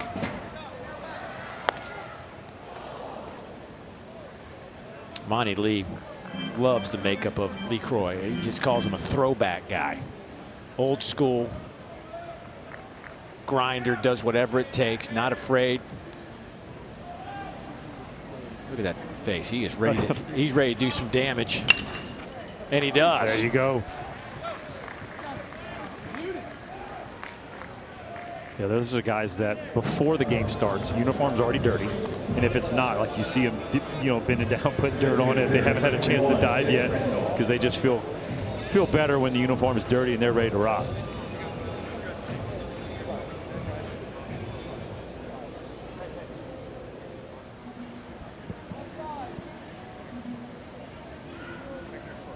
About the pattern.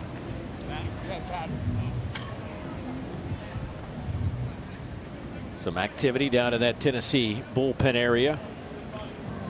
You had to feel like coming into this game, if Tennessee could get 5 clean innings out of Appenzeller, that would be a victory in terms of pitching for them.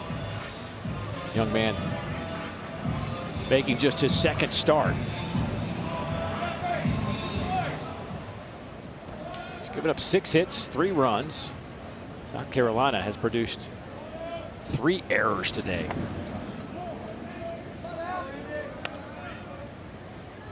And then you had that one double down the line that I thought might have been an error. It looked like he played it a little to the side, but one thing with Appenzeller, this is pitch 77. His season high is 78 against Mississippi State, where he went 5 innings. He's gone 5 a couple times, went 6 innings versus Vandy, but obviously throwing a lot more pitches in this game. That big 3rd inning got him when he threw 25 in that one.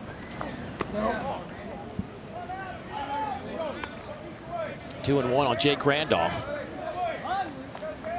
He has a base hit today. Also grounded out. Evans at 2nd. LeCroy over at 1st.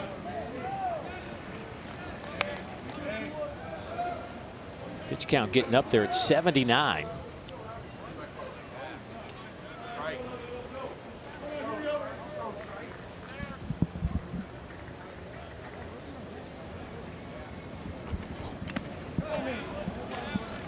Fouled off at the plate.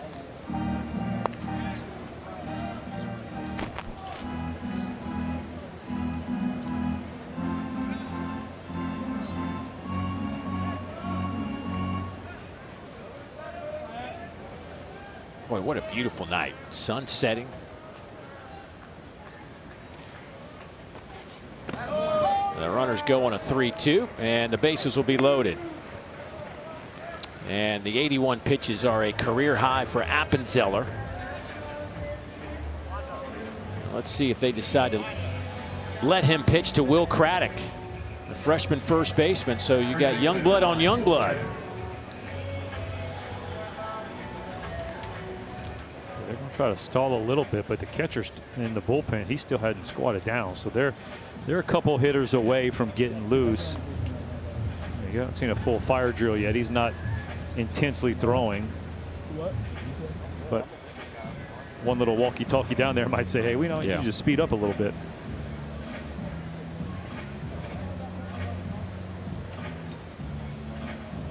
Will Craddock today, who's due up, 0 for 2, fly out, and a ground out. Craddock's average has dropped down a few points today. See the numbers on Appenzeller, that 25-pitch third inning. That's when South Carolina scored their 3 runs.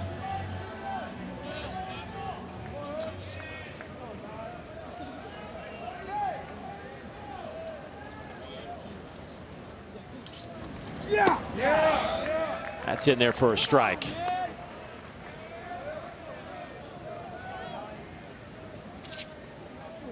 Craddock, 6'3", 225, a freshman out of Anderson, South Carolina. Was the state's high school 5A player of the year. Now he's behind 0-2.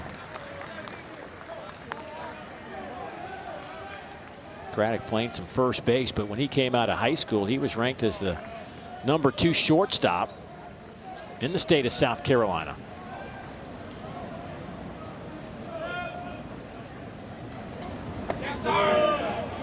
He projects more as a third baseman, but had to fill in the first base side just to get at bats. And obviously, that's what you want to do with the young guy, get him some at bats. And when you look at this year, South Carolina is hitting 157 with the bases loaded as a team, worse than the SEC, and that's a big part of why they haven't been able to score runs. That's a strike. Craddock knew it. Nice pitch to get out of a jam for Appenzeller. Tennessee leads it by 6. Long day for Todd Walker and Tom Hart to start the day with a couple of long games. I'm sure Todd's out there maybe taking a nap.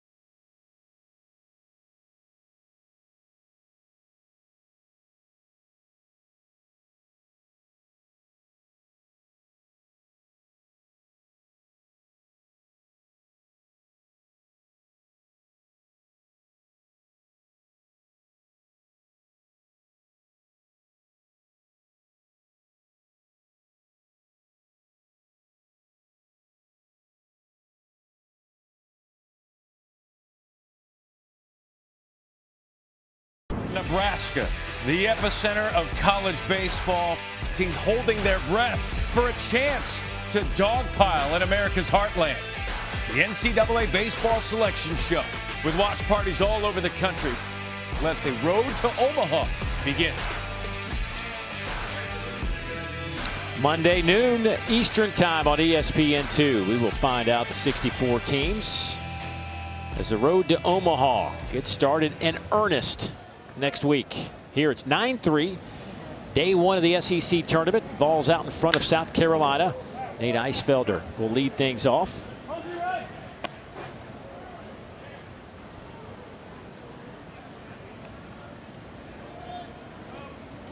And his first double of the season. Back in the 3rd inning. Picked up 2 RBIs in the process. Pops this one up in the infield. Scobie makes the catch. 1 down. Well, projections as you look at the #1 seed potential for the Southeastern Conference. Georgia, Texas, Alabama, Auburn, and A&M right now as we sit here would be top 8 national seeds and host the regional and super if they're able to get that far. Florida would be a 1 seed. They would be a #10 seed. This tournament could impact whether or not they could move up into that top 8 area. Yeah, those are the external variables that you can't control, that you just got to do what's in front of you. You got teams like Southern Miss, we already mentioned, right on the cusp as well. Florida State, they make a run in the ACC tournament. They're able to win that thing. You know, they're just on the outside looking in. They might sneak up in there. You know, we got to go back, you know, the importance of Vandy, Kentucky today, I think, is of day one games, the magnitude of that one. Especially for Kentucky. They're right on the cusp. They're the bubble team, maybe the one true bubble team. Vanderbilt's going to have to win a few ball games. Correct. Right now, I think if you're Kentucky, you feel comfortable that you're in, and it's not a big comfortable, but you're there. Now, those are the external circumstances that if other teams start to win more games, or teams with one-bid leagues, those regular season champions don't win their league, then all of a sudden somebody might be a bid stealer, right? And that's the tough part, that if you can't control it, you have to just put your hands into committees. Well, Kentucky had a chance. They were up 4-1 today. Kudos to Vanderbilt. I mean, they really rallied, played well down the stretch the last 3 innings. Fly ball out to left. That'll be out number 2 as Abernathy is retired. And the lineup will flip back to Garrett Wright. You know, that's the one thing that I've never really got an answer to, and that is the value of a conference tournament win or loss. How much does it really help you? How much does it hurt you in the end game? I would be thinking it would help you more than it could hurt you. Like, you can help your cause a lot more than you can hurt your cause. Because who knows where you're at, right? It's Tuesday. You just got finished on a weekend series. So it's a totally different vibe. If it was, hey, everybody's coming in and you're playing the same thing on a Friday, Saturday, Sunday as well, little different story. But all the things that are changing, I think it could really only help you. Base hit back up the middle for Garrett Wright. His 3rd hit. He is now 3 for 4 with 3 singles and a couple of RBIs. You know, it's not going to be a comfortable few evenings for the Wildcats. You know, you got to feel like him, but when it's like somebody else is making that decision for you, you see their RPI, the strength of schedule, and the quad 1 wins. Right, I did hear in the broadcast that they are 5-4 against the RPI top 10. So that's going to be a big help. Won a ball game in every single weekend series. They never got swept in the SEC.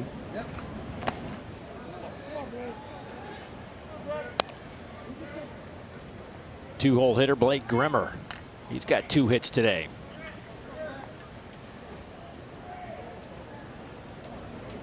He's pushed his average up 7 points with those 2 hits.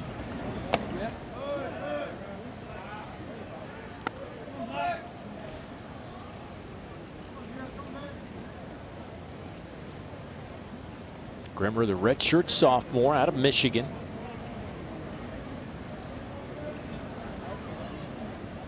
Last year hit .318 in 27 games with 4 homers. Runner goes and no throw. I don't even know that LeCroy was even paying attention to the runner. But give Wright a stolen base. Dave, this is your classic delayed steal. You got the left-handed hitter up, just a shuffle. Actually only did 1 shuffle. A lot of times you see 2, but you're right. LeCroy had no clue. That's the first baseman's job. You got to yell runner.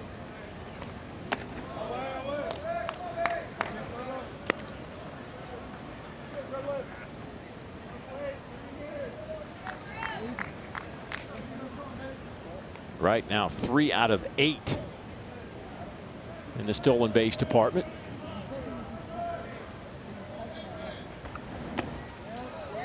That's in there for a strike. 3-2 the count.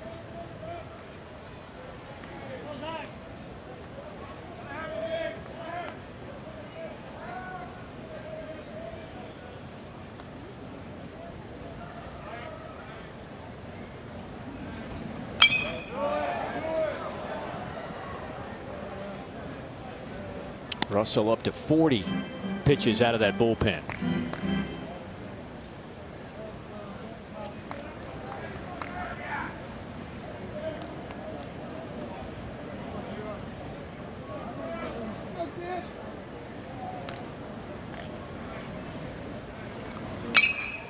Another one fouled down the line. Brandon Stone got the start for South Carolina. He threw 53 pitches, and 45 of them were strikes. You know, that's the part where the pitching coach was like, "Hey, man, we threw too many strikes." Yeah, and that's a tough conversation, because you tell guys, "Hey, pound the strike zone," but a lot of his strikes were hittable, especially in advantage counts where he could have wasted a pitch or made a guy go out of the zone. Yeah, there were 3 or 4 0-2 base hits. Russell gets the strikeout here. No hit on that pitch. Nothing doing for Tennessee. They'll leave a runner. 9-3 our score.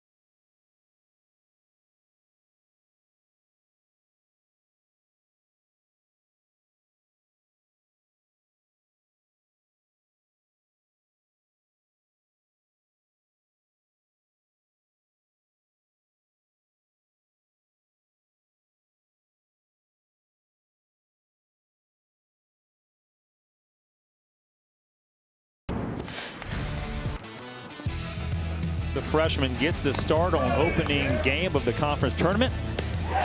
We got 5 innings. Had 1 bad inning. That 3rd inning gave up 3. Had the curveball, the slider working right here. That's the backdoor curveball. Hey, not a good job right there of Avanzella. Career high 85 pitches. At the 5 Ks, the 6 hits.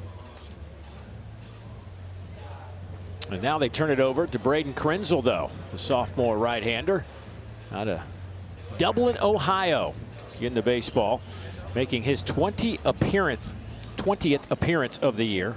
See his numbers: a lofty ERA at 8.6 and 15 2/3 innings of work. A little bit of a cushion to work with in a 9-3 ball game. Yeah, and you see the 20th appearance in only 15 innings means he's a guy that rarely goes a full inning, and so don't know if that's going to happen today, but you got opportunity, especially like you said, with the big leap. I mean, it's a high velocity guy, up to 98, maybe even a 99. So love the punch outs, but to me, almost walking 1 per inning just shows you there's opportunity for South Carolina. Ethan Lozama steps in there. First pitch he sees is in there for a strike. Hey, when you're tired, you're tired. I understand that. Love the respect, though. Everybody's staying away. Just don't want to wake her up.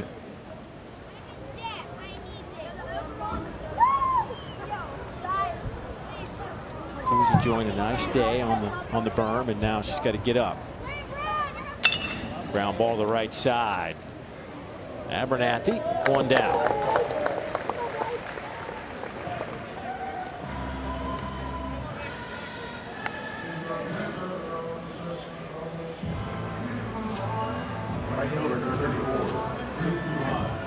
Luke Uhas 1 for 2 today.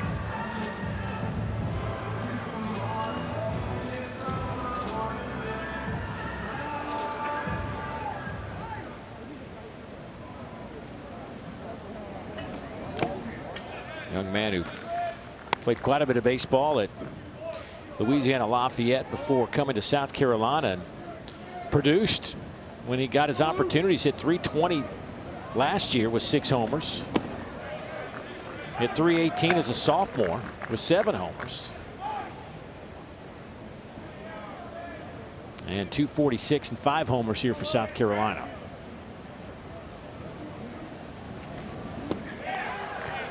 Yeah, swing and a miss on that sweeper slider.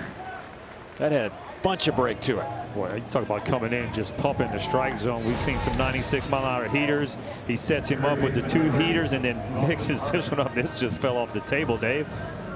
That is nasty.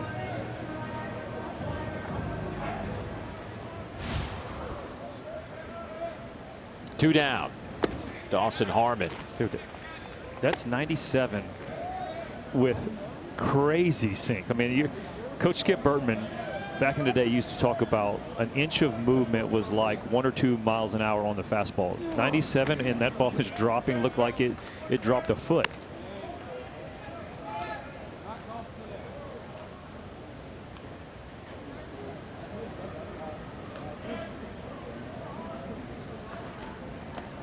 His last outing was against Texas back on May 10th, went 2/3 of an inning.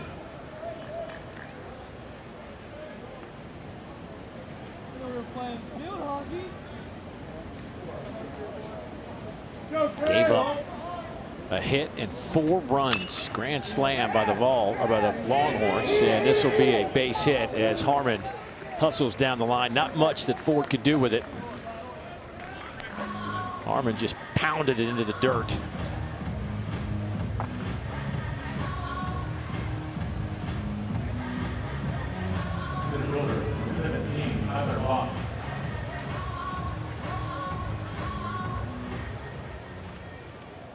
Doesn't look like the same guy that gave up a hit and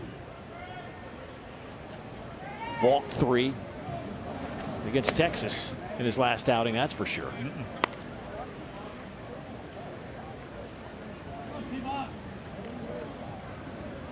You would think just with the stuff, mentioned the amount of run and sink that the fastball's been, that he would dominate righties just in on the hands, but he actually is one of those reverse split guys. Lefties are only hitting 115, and that went down because he got the first lefty out. Righties hitting 294 against him.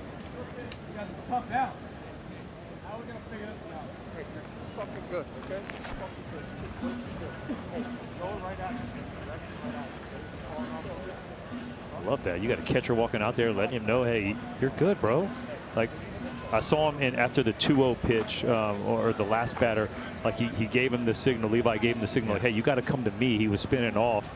And as a pitcher, I really liked when my catcher was communicating to me about what he saw, because, I mean, you can see it from the dugout. These coaches can talk to you, but like the catcher sees you the most. He works with you. He knows when you're right. And when the catcher goes out there and lets you know, hey, he's instilling some confidence. Gets a strike there, 2-2. Or 2-1 now on Bach. Levi Clark, coming out of high school, was a highly touted catcher. Just didn't get to catch because of the situation last year. And they've got some good catchers this year, so he's played a lot of first base, but gets his opportunities. That one shot out to center field. And there is Garrett Wright making the catch, and the inning is over, and South Carolina will leave one. We get a chance to see Henry Ford, the 3-hole hitter, with a double and a single to start things off for the Vols when we come back.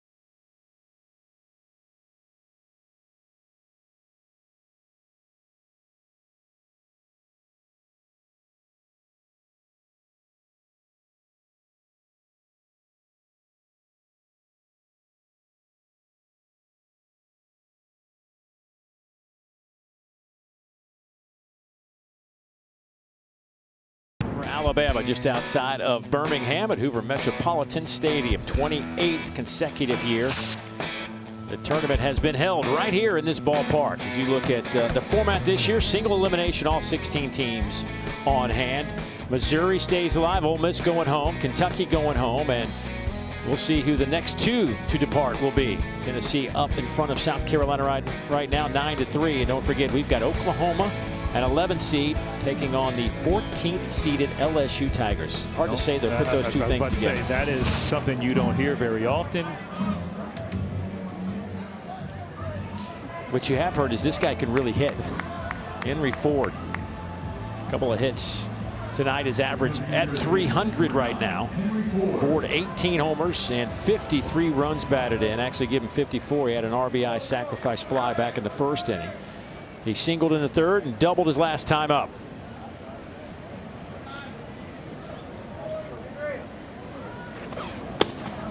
And he'll look at a first pitch strike from our new pitcher, Alex Philpott, the former Florida Gator, getting some work here in the bottom of the 6th inning. Out of Tampa, Florida, 6'6", 200-pounder.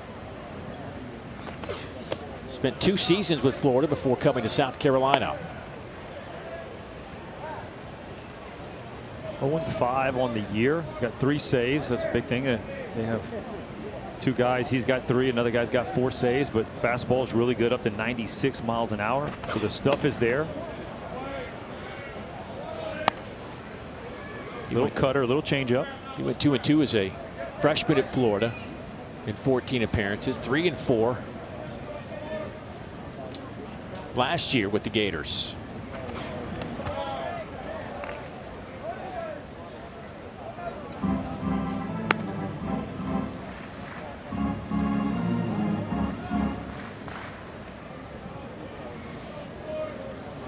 Two and 2 count on Ford.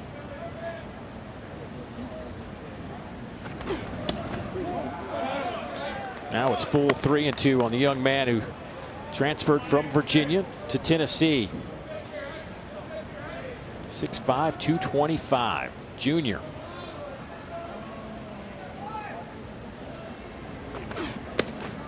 Big swing and a miss, 95 miles an hour. Just went with a heater. That's right. Sometimes you just got a rare bag to let it eat. That's right here what Philpott does. 3-2, going right at him. Little grunt. Boy, listen to that sound of that mitt. You gotta love a catcher with a good mitt. Makes you feel good like you're throwing hard. I needed that sound because the ball comes in at 89-90 and you're like, man, it's not popping the mitt very well.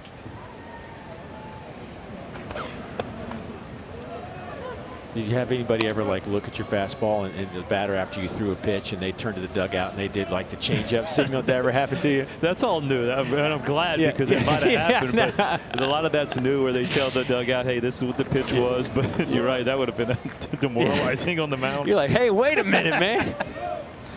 I'll show you. Yeah. I think it worked out pretty good. Your 89-90 did you right. It worked. Grenlinger pops this up to the right side. Patrick Evans makes a catch. That'll be 2 down.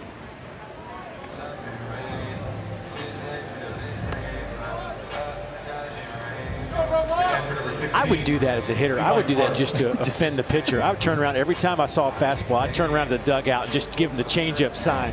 Especially like you have a guy like Philpott that kind of grunts a little bit. Like, no, I got him. They playing mind games. Levi Clark smashes one to the right side. His second hit tonight. Well, that could go big for Tennessee in their lineup. You get Clark staying hot, like you mentioned. You know, the conference numbers we saw were crazy, but he's a guy that, as a pitcher, right, you don't look at these numbers and go, oh man, he's hitting 240 now, and you start to go, no, he's not a 240 hitter. And it's what have you done for me lately? And he is on fire, and if he continues to hit like that, that provides a little bit more depth in Tennessee's lineup. Yeah, Clark was a freshman All-American last year. Hit 289 with 10 homers. And he is climbing up the charts right now. Here's Blaine Brown. looking for his first hit. And of course, the only Tennessee player without a hit tonight. I think he's going to get us one. I think he's going to put that one in that column.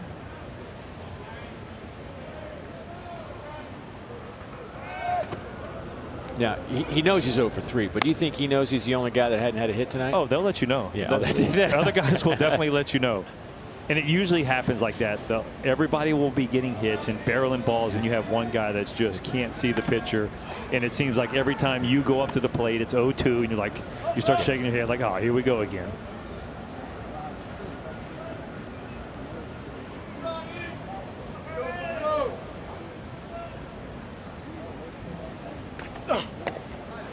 He's behind 1 and 2 now. It's that one where they let you know, and also when you make 2 outs in 1 inning. Yeah, I gotta feel that's probably as painful as anything when you're 2 of the 3 outs.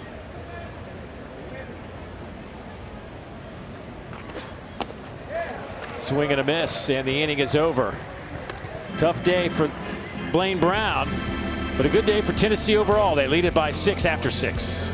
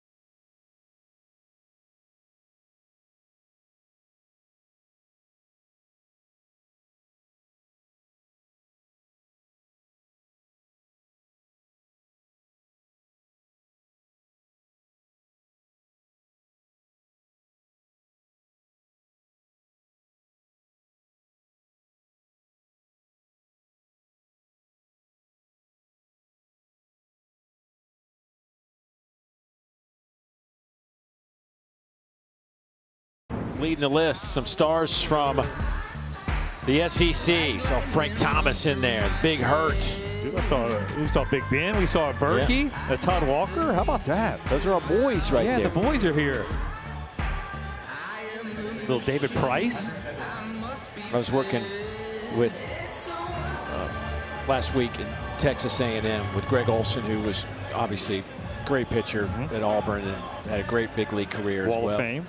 And he got to play. He was a freshman, Bo Jackson's last year playing baseball, and he said Bo was doing all this stuff. He was on the Heisman run, so he's doing all this stuff for football at the end of football season, and didn't really get with the baseball team until late. And they started playing at the time, beginning of March. Like now, it's mid-February.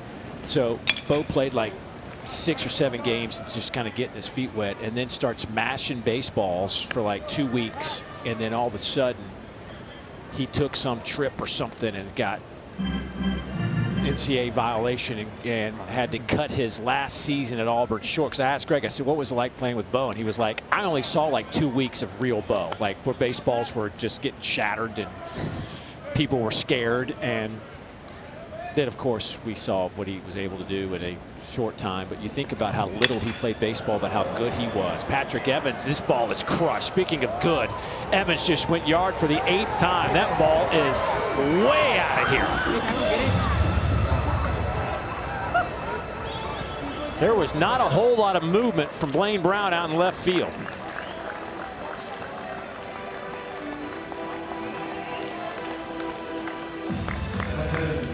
That was Bo Jackson-like. There it was. 110 off the bat. Yeah, that ball was absolutely crushed. And you're right, need a little courtesy move from the left fielder, but how about this? This ball is just in the zone, and guess what? Out of the zone. We got a triple, we got a single, we got a homer right here from Patrick Evans. Have a night.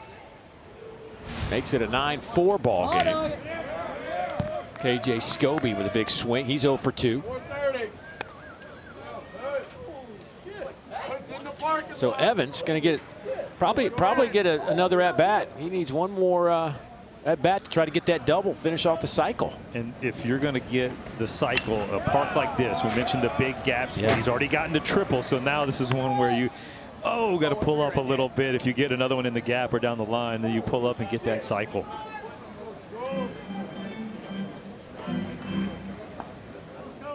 You know those guys know, but that's where you see if you see a ball down the line and it's a situation where he should go 3, but he pulls up for 2.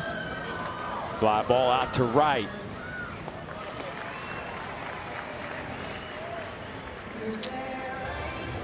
No matter what happens, Patrick Evans with 3 hits tonight. There is Skip Johnson, one of the great guys in this league. He and one of the legendary coaches in the league right behind him. Todd Butler has been at a few schools. It was Alabama. Was he there when you were there? Yeah. Coach Todd Butler was there. Look at him signing autographs. A man of the people right there. Yeah, he's been at Arkansas, Missouri a little bit. All around this league. Carrying 2 phones because that man can recruit. He knows everybody when it comes to it. Got some Sooner faithful. Oklahoma won a couple of games here last year in their first SEC tournament.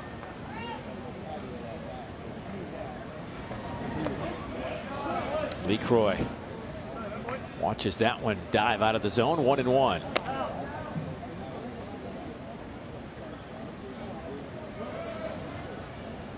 There's nothing like getting with Skip Johnson when he's got a few moments and just getting story time with him. It is the stories from him and how much he loves to hunt. He used to bowl all the time, but now he hunts when he can. I mean, he was an elite level bowler. Really? But the story, the storytelling is just, he could sit on the stage and entertain a crowd for 2 hours telling his stories. There's a swing and a miss from Lee Croy. That'll be out number 2. We've seen some devastating sliders from Krenzel. It's the second one. Both have been about 86, 87 miles an hour. You see more of the Oklahoma Sooners get off the bus, but you're right. It seems like every single story can go from baseball, usually in the JUCO level, to hunting and right back to the JUCO level. No, Coach Johnson actually took me hunting one time, and I was able to kill a wild hog for only time I've ever shot anything. And so all the credit to Coach Johnson. Yeah, I hear him tell those stories. He and Ben McDonough, Ben and I did the LSU, one of the couple of games in the Oklahoma LSU series earlier this year, and the two of them started talking about hunting, and it sounded like Russian to me. Ground ball, gloved by Merritt, and he can't hang on to it, and it'll just drift out to center field, but no damage done. But a great effort for Manny Merritt. It's a 9th hit of the game for South Carolina. And that's the sneaky thing, is they just haven't gotten the big hits when we had the bases loaded. But look at this effort right here by Merritt. Full extension. Nice job right here. He tries to flip it to Abernathy. He almost messes up and flips it too far. Randolph wasn't able to see that ball. He stays at first base, but love the effort for Merritt.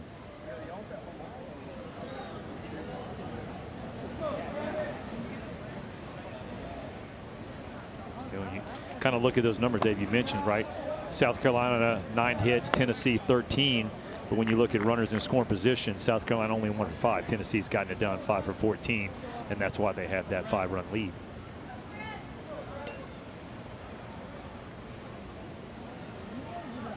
Craddock 0 for 3. Give him another hit. He is now 1 for 4. A 2-run shot off the freshman's bat over the left field fence. His 10th of the season.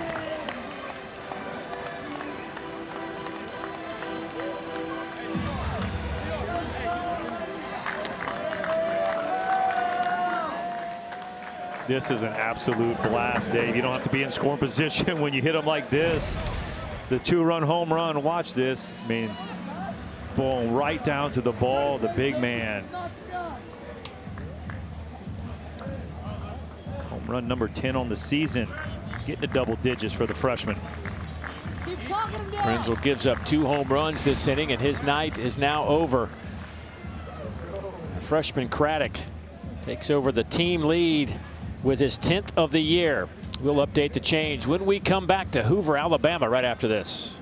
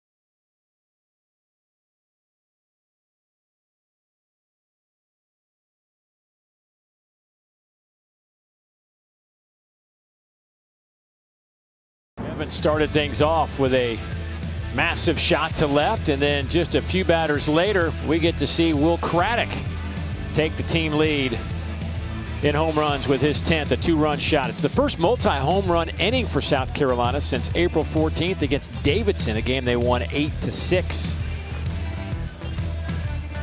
Where it just means more here in Hoover.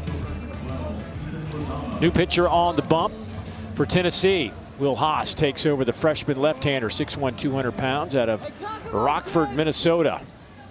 See his numbers on the year. His 14th appearance, no decisions. Just 4 walks on the year. You know, Dave, another guy that has less innings in his appearances, so not quite a full inning every time he goes out there. Left-handed specialist, but I mean, the fastball's good. You think this can play against everybody up to 96 mile an hour with a fastball, but man, really dominating the left-handed hitters.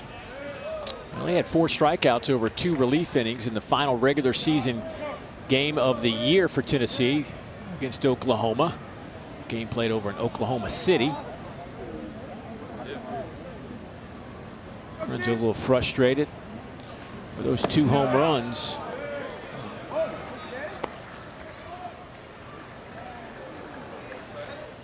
Leaves with a lead, though. He does. The batter is challenging the call of strike. So the challenge at the plate, the ABS strike zone, says it is a strike. Count is 1-2.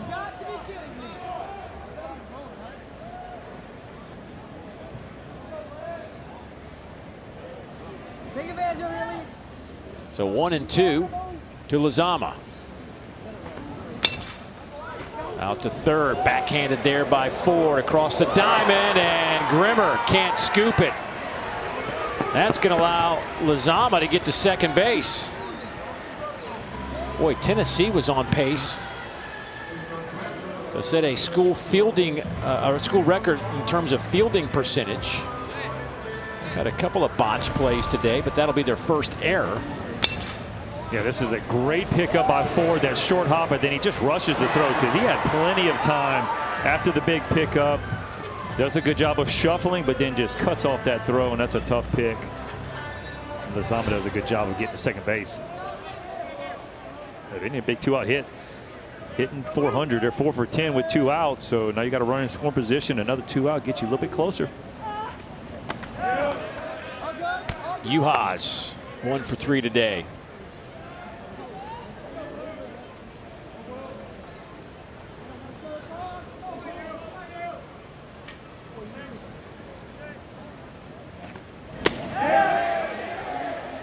He did go. Jeff Wright down that first base line. We need a close play down there at first base so we can get Jeff's, you know, he's wearing a camera down that first base line. Like, you get some action down there. Jeff's like, no, I'm good. Yeah, please don't. Please don't highlight me. 0-2, and that one catches the plate, and there's going to be a challenge. Juhas taps the helmet, so we will wait. The batter is challenging the call of strike. Yeah, these are the ones you challenge when it's a situation where it could be a game changer.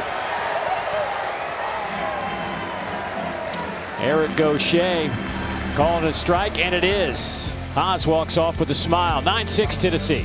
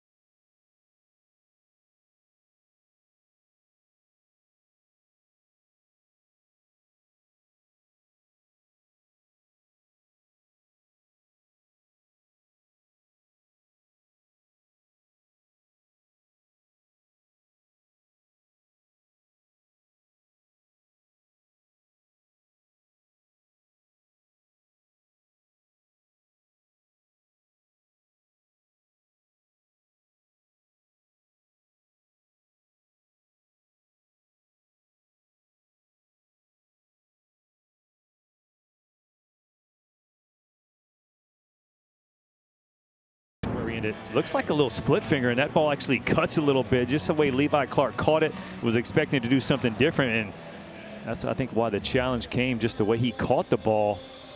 But boy, it was in there, and look at Haas. He said, I'll take it. How about Eric Gaucher, though? Back to back, got him right. Yeah. Yeah, we show the reactions of the players and you know, the fans, but how about the umpires? Like, all right, I got it. Just checking me.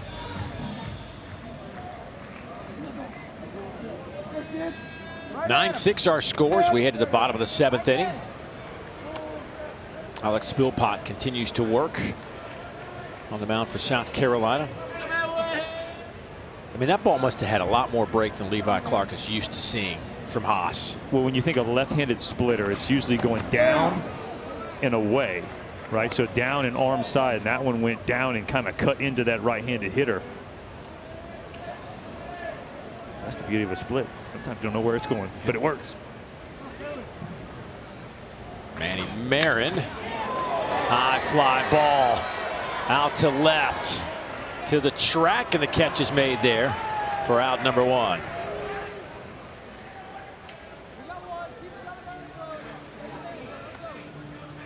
Manny Marin's got 9 home runs. Yeah, they got a couple guys hanging out in that 8-9 range, right? Grinlinger and Marin, they already have 5 in the double digits. You get a couple of those guys, 8 guys in double digits. Tennessee has yet to hit a home run today. For a team that has now 5 straight seasons of 100+ home runs. First time anybody's ever done that in the SEC. Matter of fact, if you go back to the 21 season, Tennessee has 804 home runs. That is the most in Division I baseball. Georgia is second in that same time span, but they're 123 homers behind Tennessee. They hit 681 over that span. And that's what we think of Georgia. We think of home runs. Yeah. And to be that far behind this Tennessee ball program, and it's in those 5 years, 126 is the lowest. So it's not like they're just squeaking past that 100 there. And they had 184 in that championship year in 2024. Second most ever. LSU had was that LSU in '97? Yeah, 88, 188. The Brandon Larson 40 home run season. There it is. -5s, baby. Balls were jumping off bats. Oh, go! Nate Eisfelder getting hit in the shoulder. Yeah, Philpott saying it. That man leaned into it, is what he's saying.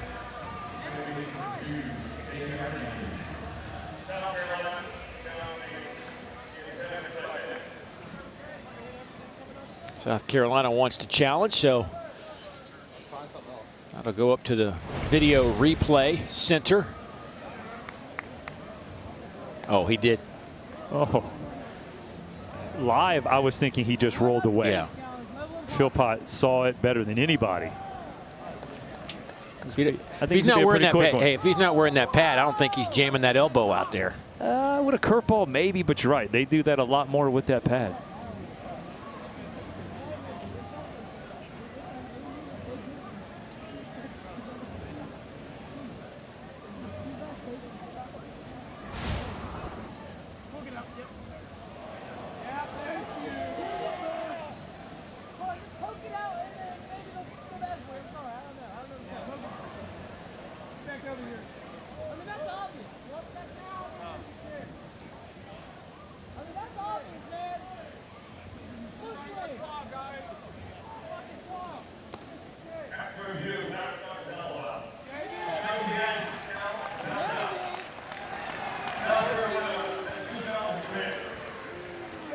Trying to steal one, a little smirk on Eisfelder's face.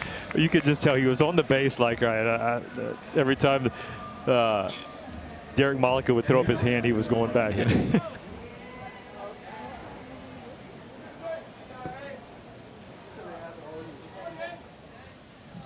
So here's Jay Abernathy. I wonder what that discussion was like with Coach Josh Elander. Let's keep the smiles maybe to the dugout. I don't know. The defense is challenging the call of ball.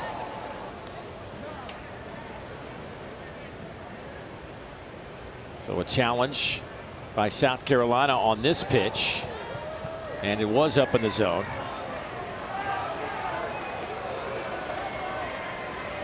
So the call is confirmed. Eric Gaucher has been on the money behind the plate. Ground ball to the right side. Evans fields, throws, and that'll end the inning. That was on you, right? Well, Eisfelder tried to steal one. Philpott said, not on my watch. Yeah, right. And a little smirk right here from Eisfelder, and you see you got the coach going, hey, the freshman, let's maybe keep that smirk a little bit to ourselves.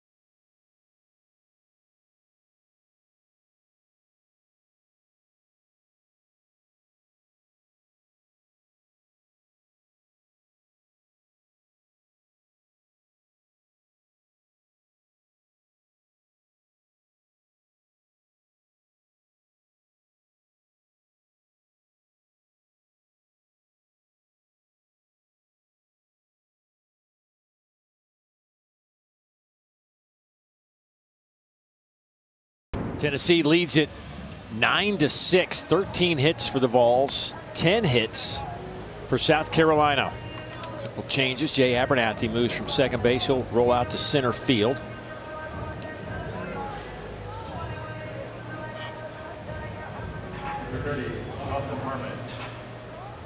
And Teagle will come in and play second base now.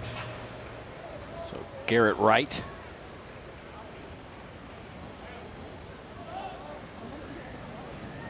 Is back in the dugout. Eisfelder stays at right. Brown's in left.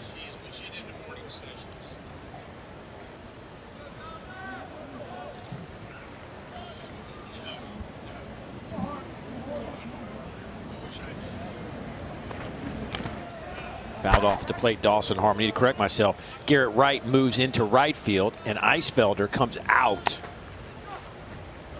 I wonder if that had anything to do with the. I would think it did, because when it was looking like it was Garrett Wright out, I'm like, man, my man's 3 for 4, 2 RBI. We won't keep him in the ball game, especially with a 3-run lead. But you're right. I think that had a lot to do with it, Dave. We saw the communication from Elander at the end of that inning. Swing and a miss by Harmon. That'll be out number 1. We've seen some good breaking balls from Will Haas. How about this little fastball, 93 miles an hour, top of the zone. The lefty getting it done. Look at that little ride fastball up the top of the zone. You can see Harmon just trying to shoot the ball the other way, but man, when you let that ball travel that deep, the velocity up at 93 is tough to catch up. 1 down here in the top of the 8th inning. Tyler Bach, the 9-hole hitter.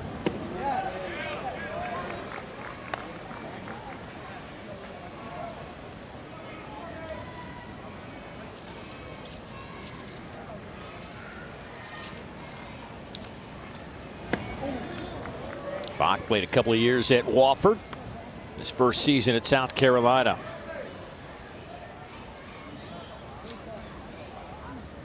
Another kid had a good solid year at Wofford. Did 325, couple of homers, 10 doubles. No, South Carolina felt really good about their recruiting haul coming into it. And when you look at some of the numbers that the guys had, you can only expect, like, you're hopeful that they put up semi numbers in. When it doesn't happen, that's why you're looking at the rest of the guys of the SEC. Bach is 0 for 2. Ground ball. That one's tapped off the glove and past Antigua out into center field. Base hit for Bach. And now we get a chance for Patrick Evans, and this is what it's looked like in the 3rd inning in this big ballpark. He will touch first, second, and end up at 3rd. A couple RBIs. Then in the 5th, had a single back up the middle. And then in the 7th, he did this. Yak! Home run deep into left field. He is just a double away from the cycle, and it has never happened here at the SEC tournament. And as you said, this is the ballpark that produces a lot of doubles. 4 players have finished a double short of the cycle. Most recently was LSU shortstop Kramer Robertson back in 2017. You see why the doubles, Dave. Look at the outfield gaps. When you play straight up, you got the left fielder and right fielder basically kind of in line with first base and second base or third base. But there's so much just real estate in between the left fielder, right fielder, and the center fielder. I mean, that's where doubles just happen to just a bloop ball over the shortstop and second base, and it turns into a double. There's a strike, 1-2 the count. But a double would also brought good chance, scores a run, gets South Carolina 1 run closer, but also keeps a rally going. Gavin Grahovac last week against with Texas A&M against Mississippi State was a single away from the cycle on his last at bat. Popped it up in the infield. Very anticlimactic. And a called strike 3. Patrick Evans will walk back to the dugout. I love the use of the fastball right here. Just dots it on the bottom part of that zone. Inside, challenges the hitter. Nice work right there.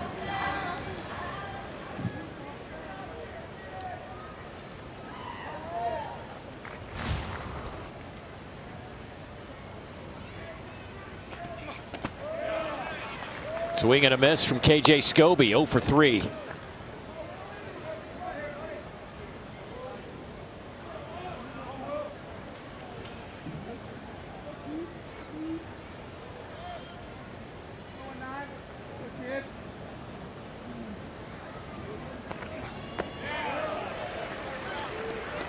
quickly 0-2 with 2 down. By the way, we're talking about home runs, and LSU's 188, the NCAA record in 1997. This year in junior college, Johnson County in Kansas, the #1 seed in the junior college Division I World Series, hit 204 home runs this year. An all-time college baseball record. And a swing and a miss. No home runs this frame. A smile from Haas. Due up in the bottom of the 8th for Tennessee. Wright, Grimmer, and Ford. 1, 2, and 3. The Vols trying to advance here in Hoover. Haas doing his part of the bump.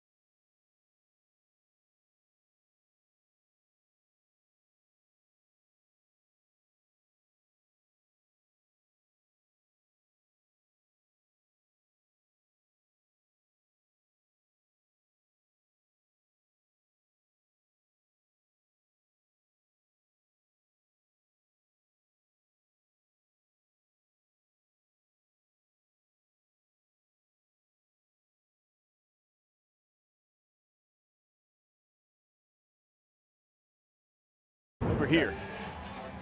All right, guys, so I don't even know what camera we're looking at. We got beautiful little dogs here. Coming up after the game, we'll get you set for LSU OU. We will have Derek with us on the set. Just so happens we ran into his dog, Bo, and then this is Tiger, who's Bo's baby.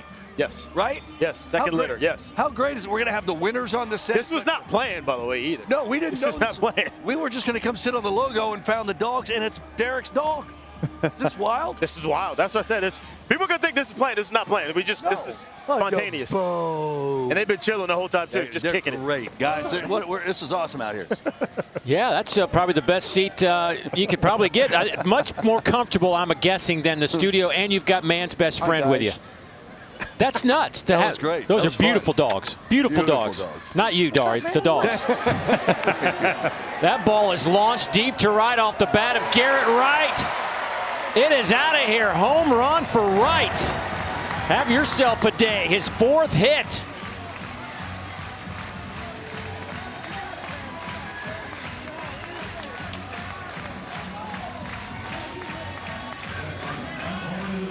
Well, we mentioned guys that were close to double digits. Wright was one of those. Hey, moving one spot closer. Number 8. Here we go. Here's number 9. 103 off the bat. You said they didn't have a home run today. Well, here you go, Dave. Just an outside fastball, runs back over the middle. I mean, college hitters are doing a much better job of letting that ball travel, and they just trust the fact that how strong they are and can hit the ball out of the ballpark. And that's deep out there in the gap in a big ballpark. That's a lot of pop. Now Blake Grimmer. Big swing and a miss. Boy, how many times do we see a guy home run? The next guy that comes up takes the least strike one is a huge hack. Well, that's what the pitcher's thinking. I got to get back ahead, got to get back in the zone, and yeah, you take a monster hack. Second 4-hit game of the season for Garrett Wright. Now with 3 RBIs today. Well, you know, you think about he missed the first 3 weeks of the season as Tennessee was trying to get things situated, comfortable, get kind of ready for the SEC slate. And since he's been back, you could just kind of feel like he was a missing piece that, and it took him a few weeks to kind of get rolling, but he has been just a major contributor to this team. Well, it seems like the whole team is actually gelling at the right time. We've talked about it, playing their best ball right now, and that's all you can ask for. 4 strikeout for Philpott tonight, the former Gator.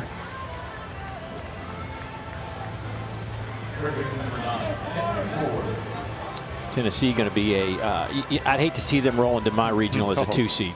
There's a couple teams. Tennessee's one.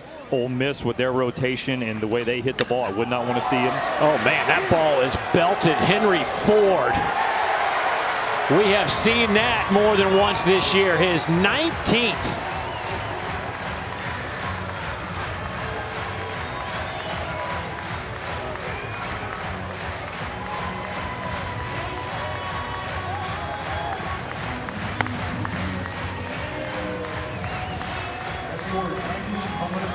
Talk about compressing baseballs. This guy does it as well as anybody.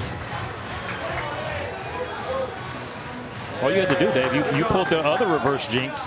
You mentioned they didn't have any home runs. They took note and said, okay, you're welcome. Here we go. 2 homers this inning. 13th home run today in this tournament. There were 20 home runs hit in the entire tournament last year. Well, needless to say, the ball is flying. 103 off the bat. 385, not the farthest ball he's hit, but hey, just enough. And a home run hitter knows when he's got it. And Ford got into his home run trot early. Number 19 on the year.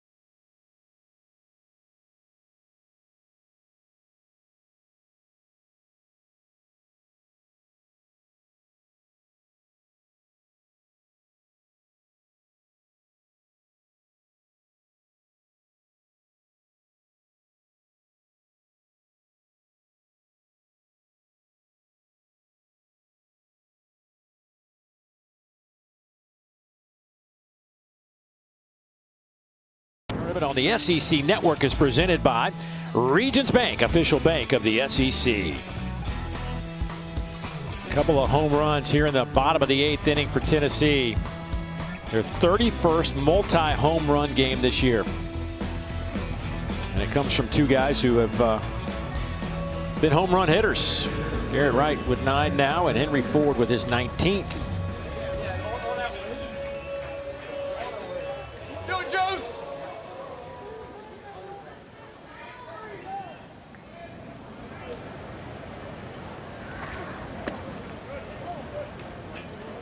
And a pitching change for South Carolina as Gamecocks now trail by 5. Parker Marlott will take over. 19th appearance of the year. 31 hits allowed in those 24 2/3 innings. And he will face Trent Grenlinger, the 4-hole hitter, with 1 out.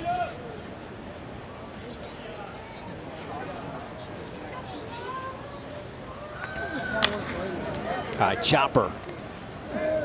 Scobie out number 2.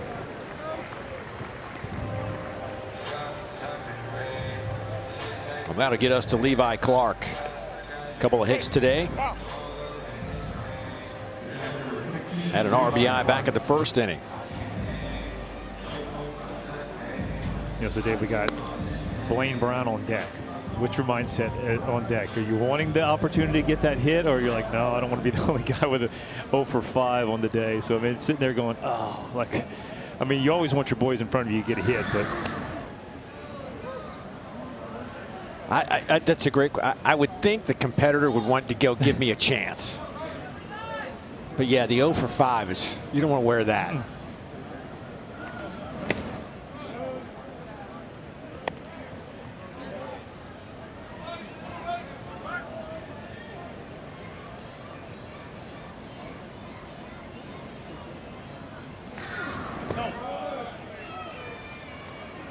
2-1 to count to Clark.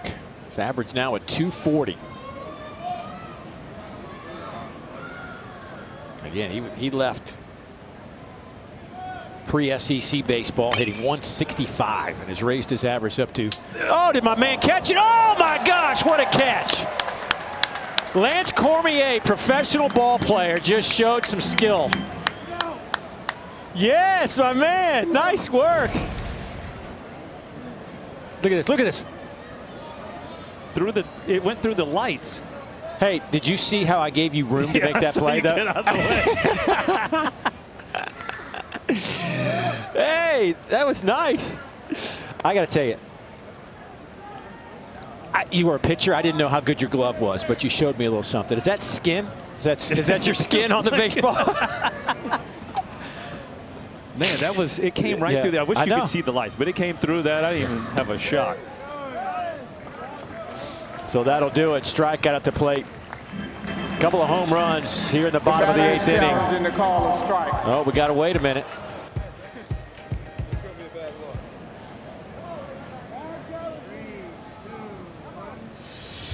So we will put the brakes on going to break for a minute. That is a strike, and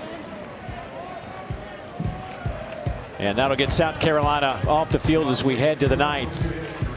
But South Carolina in a big hole because 2 more runs come across. Home runs from Tennessee here in the 8th. Nice reaction from Ford on his 19th. And how about this? The bobble, and he stayed with it. Yes, Lance Cormier.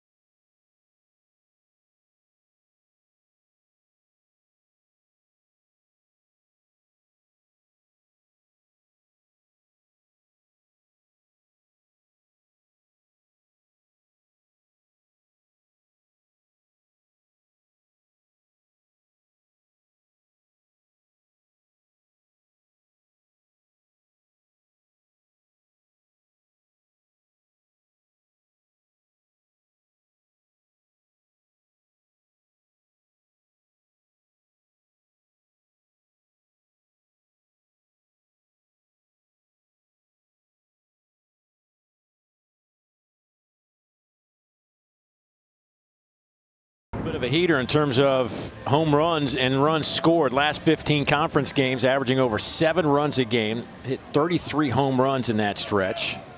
Since April, the Vols have hit 65 home runs in 27 games. Wow. Well, that's what we've always known Tennessee for, is an offense that from 1 through 9 could really put up some big numbers. And if they start doing that, that's when you obviously really want to get hot, because as you get into postseason, you're going to run against some good pitchers that can shut down a lineup. But if your lineup is feeling good and you're putting up some runs, all you need is a little pitching, and man, you can make a run a long way. Ford for the 19th time hits one out of a ballpark this year. Talmadge LeCroy 1 for 3 today. This could be his last college at bat. Well, that's the case. That's what you say. Didn't hit me. Right. I'm staying in. I'm staying in here, and I'm going to take a really big swing. But he will head down to first base on the hit by pitch for the 5th-year senior. Yeah, that's when you pull your best Albert Bell impersonation and say, nope, didn't hit me. I'm going to stay in this box. And like you said, take a big hack and try to leave the yard. Yeah. Jake Randolph now will step in. He has a couple of hits today.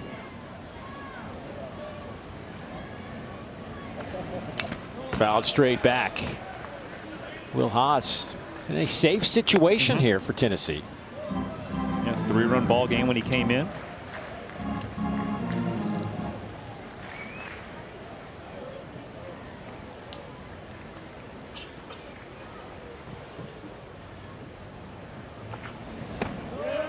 Oh, 2 on Randolph.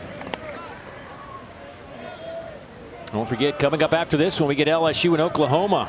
Tigers 29-26, Oklahoma 32-20. Sooners took 2 of 3 during the regular season in Baton Rouge. Swing and a miss there, and that'll be the first out of the inning. 5th strikeout for Haas. Yeah, that's the split finger he's got working. You always hear a lot of the spin rates, right? The split finger comes in at just a little over 1,000. High spin rates are in the 25 to 3,000 on breaking balls and fastballs, but that split finger comes in at 1,036 spin rate. Logan Sutter will pinch hit.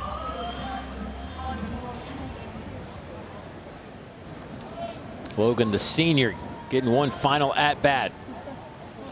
Transfer in from Purdue. Big swing for Logan.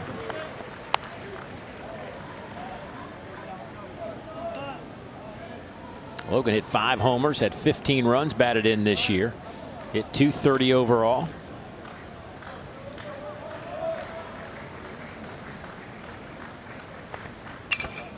That one's fouled back out of play. It's always tough to watch a season end for a team, even though it's been a tough year. I mean, this South Carolina team that's lost 12 in a row coming into this tournament, but you spend so much time with these kids every day and just the grind of what is baseball in general. And then all of a sudden it comes to a crashing stop. Right, yeah, that's the toughest part because it's so long. You're like, oh, the season's long, and all of a sudden, oh, wait, it's hard to settle in that this is my last game. You have a lot of guys in that South Carolina dugout that won't play another meaningful baseball game again, and that's the tough, real aspect that you have to deal with in your last year. Did he go? Yes, he did. That'll be the strikeout, out number 2. Well, Will Haas, 6 strikeout tonight. That's the season high for him so far. Again, another he's got the split finger working. It's going away from the righties. It's going in from the righties. Nice job right there by Clark to block it up and let the umpire know that, hey, he did go, didn't he?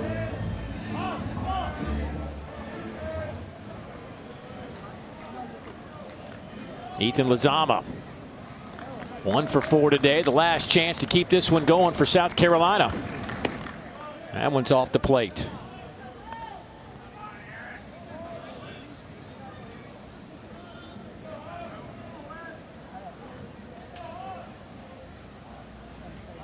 See, the winner of this one will get Arkansas. Ground ball to the right side. And that will do it. Tennessee stays alive as the 10 seed takes down South Carolina 11-6. A couple of home runs late for Tennessee. Gives them enough of a cushion. Back-to-back opening game wins in the SEC tournament for the first time since the early 90s for Tennessee. Henry Ford with his 19th home run. And here's a look at our bracket. So Missouri stays alive, Vandy stays alive, and now Tennessee stays alive. And coming up next, it'll be Oklahoma and LSU. And of course, the winner will get Auburn tomorrow. Our final score, Tennessee wins at 11-6. We'll be back in approximately 30 minutes for the final game of the day as 14th seeded LSU takes on 11th seed Oklahoma. But for now, it's time to get you back to our SEC Now setup. Here's Dari, David, and Jared. Guys, it's all yours.